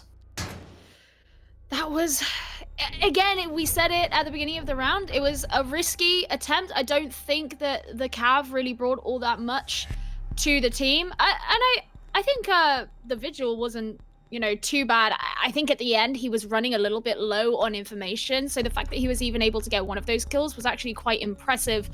But at this point, they're trying a lot of different things here. This time they're going to be bringing the Kali. I hate playing Kali because I can't play bolt action. All right, they're going to be bringing the Amaru instead. Never mind. I'm just thinking of times I've played the Kali and just been terrible, and I'm getting war flashbacks. But, you know, instead, Penguin's going to be sitting there on the Amaru as the half Attackers switches need to over. locate and defuse bombs. Just leaves things in a pretty comfortable spot, mind you. I think Fierce will be very happy with how that first half went. 4-2, coming out of that, you'd feel was a healthy half still. 5-1, even better. And there is work to do, no doubt, here on the side of Randy's. They go on to the attack. And Penguin is sticking to the theme of weird and wonderful operators today, it would appear. Amaru being brought alongside with the Ash. Got the Nomad there for the jump outs as well. So to me, sorry for the jump outs, more for the charge-ins, I should say. And JTC on 9 kills, matching up towards someone like Reese here, could be a really big force for them. So this to me just screams typical Randy's play fast and hit them hard. Yeah, I mean, we spoke about it before, but this is a team who don't really scrim, so they're not going to be playing for strategy so much, which is why kind of these strats that they have been going for have been a little bit two-dimensional and a little bit more experimental, and that's fine. There's nothing really wrong with that, but they might as well at least be going for the aggression if they know that's where they can hold themselves up. But so far, not going all that well. Absolutely no droning, nothing to suggest that that was going to be a safe option, and Shermie able to just get that kill so quickly. Tyrant's going to be falling very early though, which is definitely going to be a boon here to Randy's as they no longer have him to deal with. Reese as well. Execured just looking to see who else, what other prey is nearby, but he will be falling in the process. Isn't really the best situation now where they're finding themselves 2 men down already in this situation for Randy's, where admittedly 2 minutes, about a minute or so in, it's not the worst. You've still got a couple left alive, but the Amaru's gone, as you probably would have expected. She's always the first in and normally the first to die. That Thatcher being gone now means that the strength almost and the increase of the Echo and the Mozzie is going to be so much more exponential. The intel denial potentially coming through. The fact they have an Echo on the board and no way of dealing with it, that is going to be the thing that could really come back to hurt them later into this round. Of course, if bullets don't hurt more. Prox will find one onto JTC. Again, the top fragger coming in so far for the side of Randy's. That is a very potent threat removed from their side now into a 3 versus 2. Now, just having a look at some of these cameras, get an idea of where everybody is, as Randy's are going to have to start making a push once again. Not much movement going on. Weston and Keenan both hanging around here in the copy room, just firing in the ex-Kairos, but not going to last too long. So they're just going to try and hold these angles for now, but there's only so much time you can do this for. There's 3 members on the enemy team left. You're going to have to make a move at some point. They absolutely are stepping in, trying to find something to try and hold on to hope here in this match. I did think today this would be the game that would be the closest of the 3. As it stands so far, Fierce are the ones really driving a wedge into that thought process and saying, you know what, nah, it's just like all the other games. It's going to be an absolute stomp in our favor. That's the way that it's slowly starting to lead. And you can see now they're trying to find some kind of angle here from the east side admin, mainly the point of ingress for them. Shermie even trying to scoop his way around. Will find his way into an air jab there, but now back behind the shield is in a comfortable spot. Why they aren't necessarily trying to play for these refrags, I'm not entirely sure, but Weston finds a kill for them.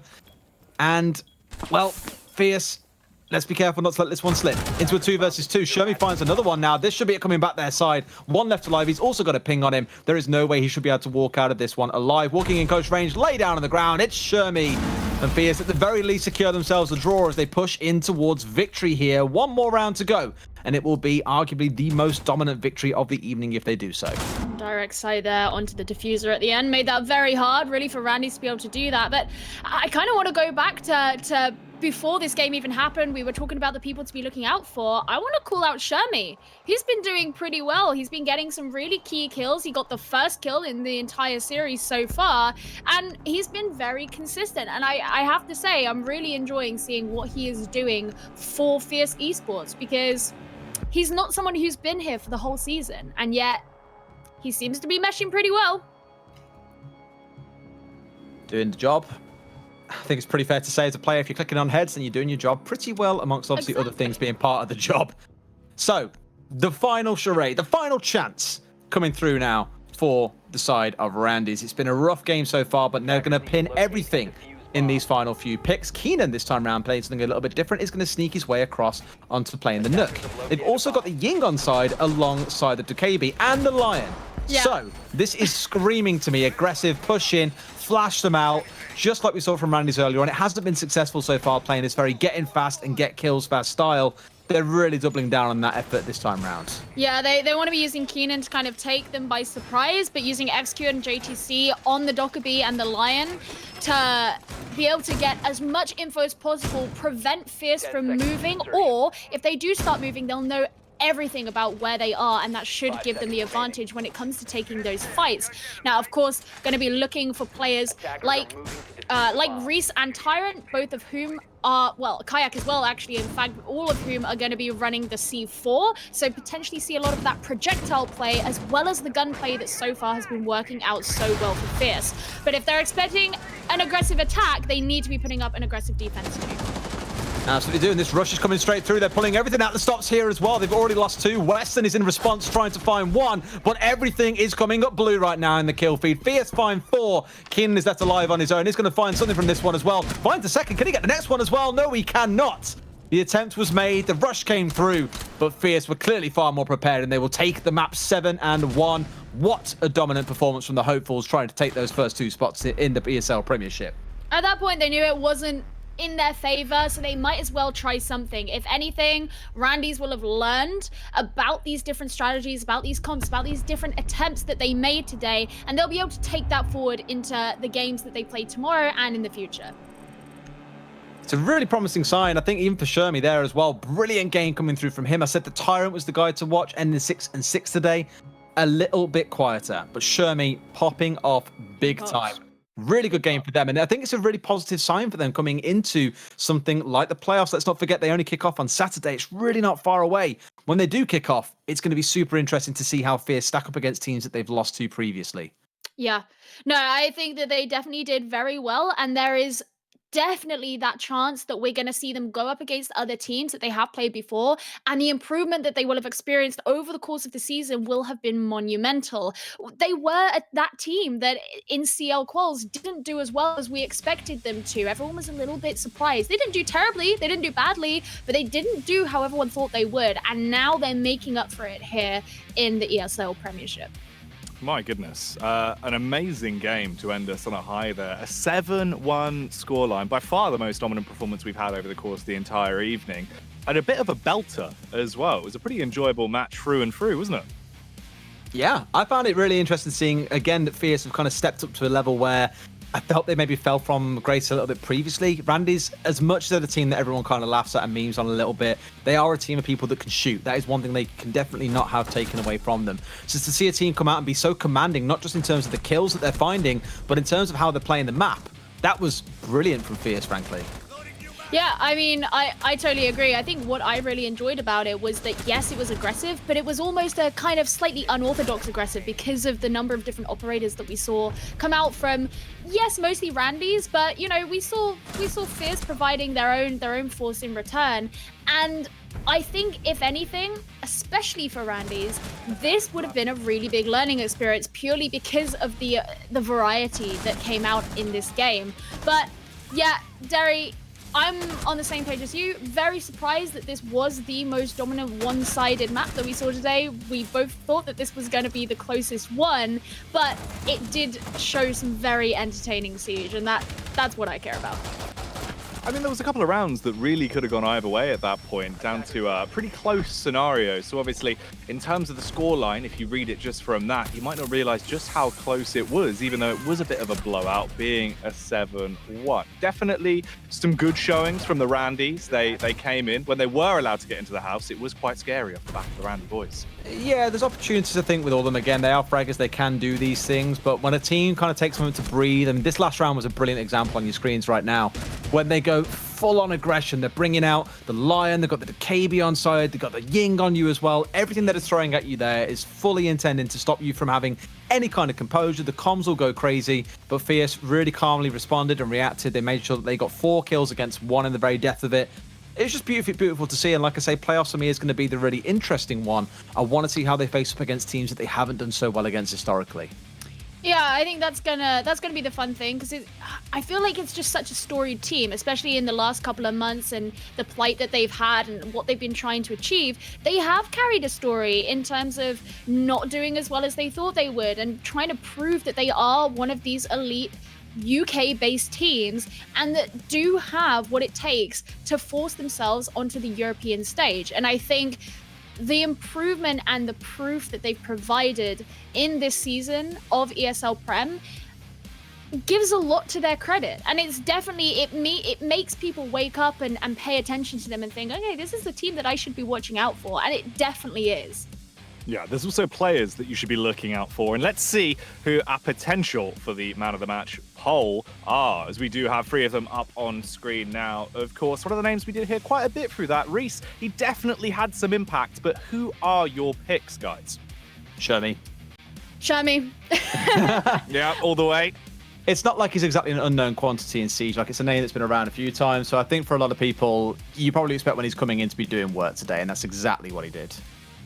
Yeah, I think that's the thing. He really took me by surprise in...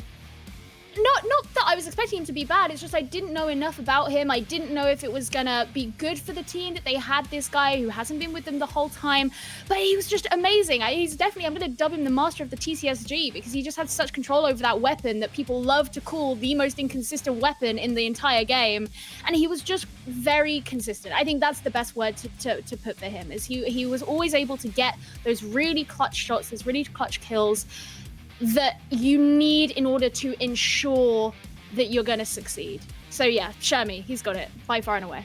Wow, a lot of support from Shermie. I think he took work from home far too literally with the amount of damage he was doing. But let's look back, of course, at today's results. A banger of a session tonight. All 3 of the games did provide some interesting moments. One of them was a lot closer than the others, of course, with the Enclave Gaming versus Qivana Gaming. I think that had a lot of the most exciting moments for me. But for you guys, what did you think was the funnest? Funnest. Yeah, what really the tickled funnest? you? What was the most enjoyable? I think the last match was the most fun for me. Like, it was, even though it was the most one-sided, it was just so much fun to watch. It was so interesting. I loved the aggression. I loved seeing Fierce take advantage of the mistakes Randy's were making, because not just were they being aggressive, but it was when Randy's were trying to apply strategy, Fierce found the cracks in that, and they were able to take advantage. And I thought that was incredibly entertaining to watch. It's never a bad thing throwing 2 teams into the pit and then seeing who comes out once all the dust is settled. That's what that last game felt like. I think the first half of the first game was also quite interesting, seeing Audacity put up a little bit of a fight. The scoreline obviously won't reflect it too much, but seeing them give something against Crazy was definitely kind of a good morale booster for them. The second game for me, just a little bit too messy in places there. Too many mistakes being made to really have it be classed as an air quotes entertaining game, but it is what it is. I thought it was quite fun. It was, enjoyable watching them go toe-to-toe in the middle of a cell. But let's move on and see where everyone is now situated once the dust has settled today. So, we do have some interesting facts off the back of this. Crazy are now confirmed first going forward, as obviously they've been able to rack up a startling 6 wins throughout the season. And we do know that Enclave are not going to be competing next week, so they are confirmed in 7th place at the bottom. Yes, they have an auto win against Secret, so they won't be playing next week. That's their kind of final standing done. Sadly, that does mean they don't make playoffs this time round, which is unfortunate for them, but I think if you're Audacity here, you breathe in quite a sigh of relief, admittedly. Yeah, no, I definitely agree. Audacity they've been trying, they've been putting in the work. They didn't do too terribly today, so I think there's still potential to squeeze some juice out of this team before it's all over for them. But seeing Crazy at the top, I mean, entirely unsurprising, but it's definitely nice to see that Fierce have pulled their way up. Yeah, Fierce definitely climbing in a fantastic position. But of course, we do have to give mention to the availability for you guys at home to get involved. If you want to try and one day be able to find your way into the Prem, get practicing over in the Open Cups at esl.im/R6UK. That's on Tuesdays on both PC and Xbox One. So plenty of opportunities to get involved. Des, I know you'd compete, but of course, just far too ahead of the skill curve with that gold rank. I wish I was, mate, but I am hot trash at this game. As much as I say, shooters are not my jam. Don't be worrying about that. One thing I do need to reiterate really quickly back on the games that we're going to be seeing tomorrow.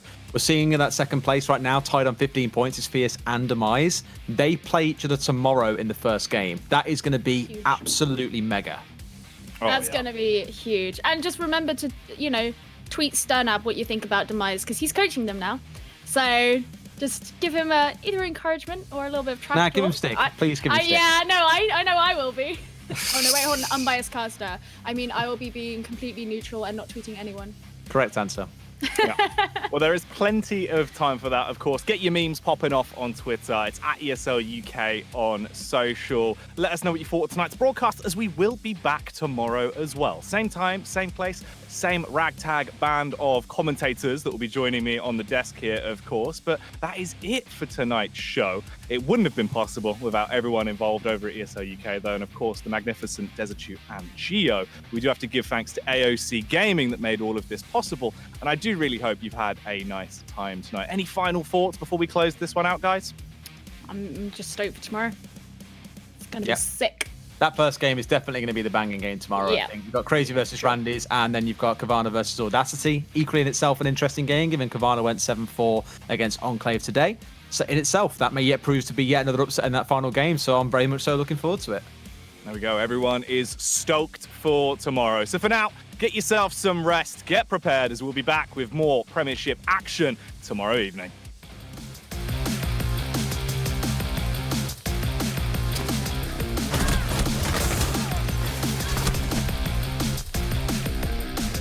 Seconds to go.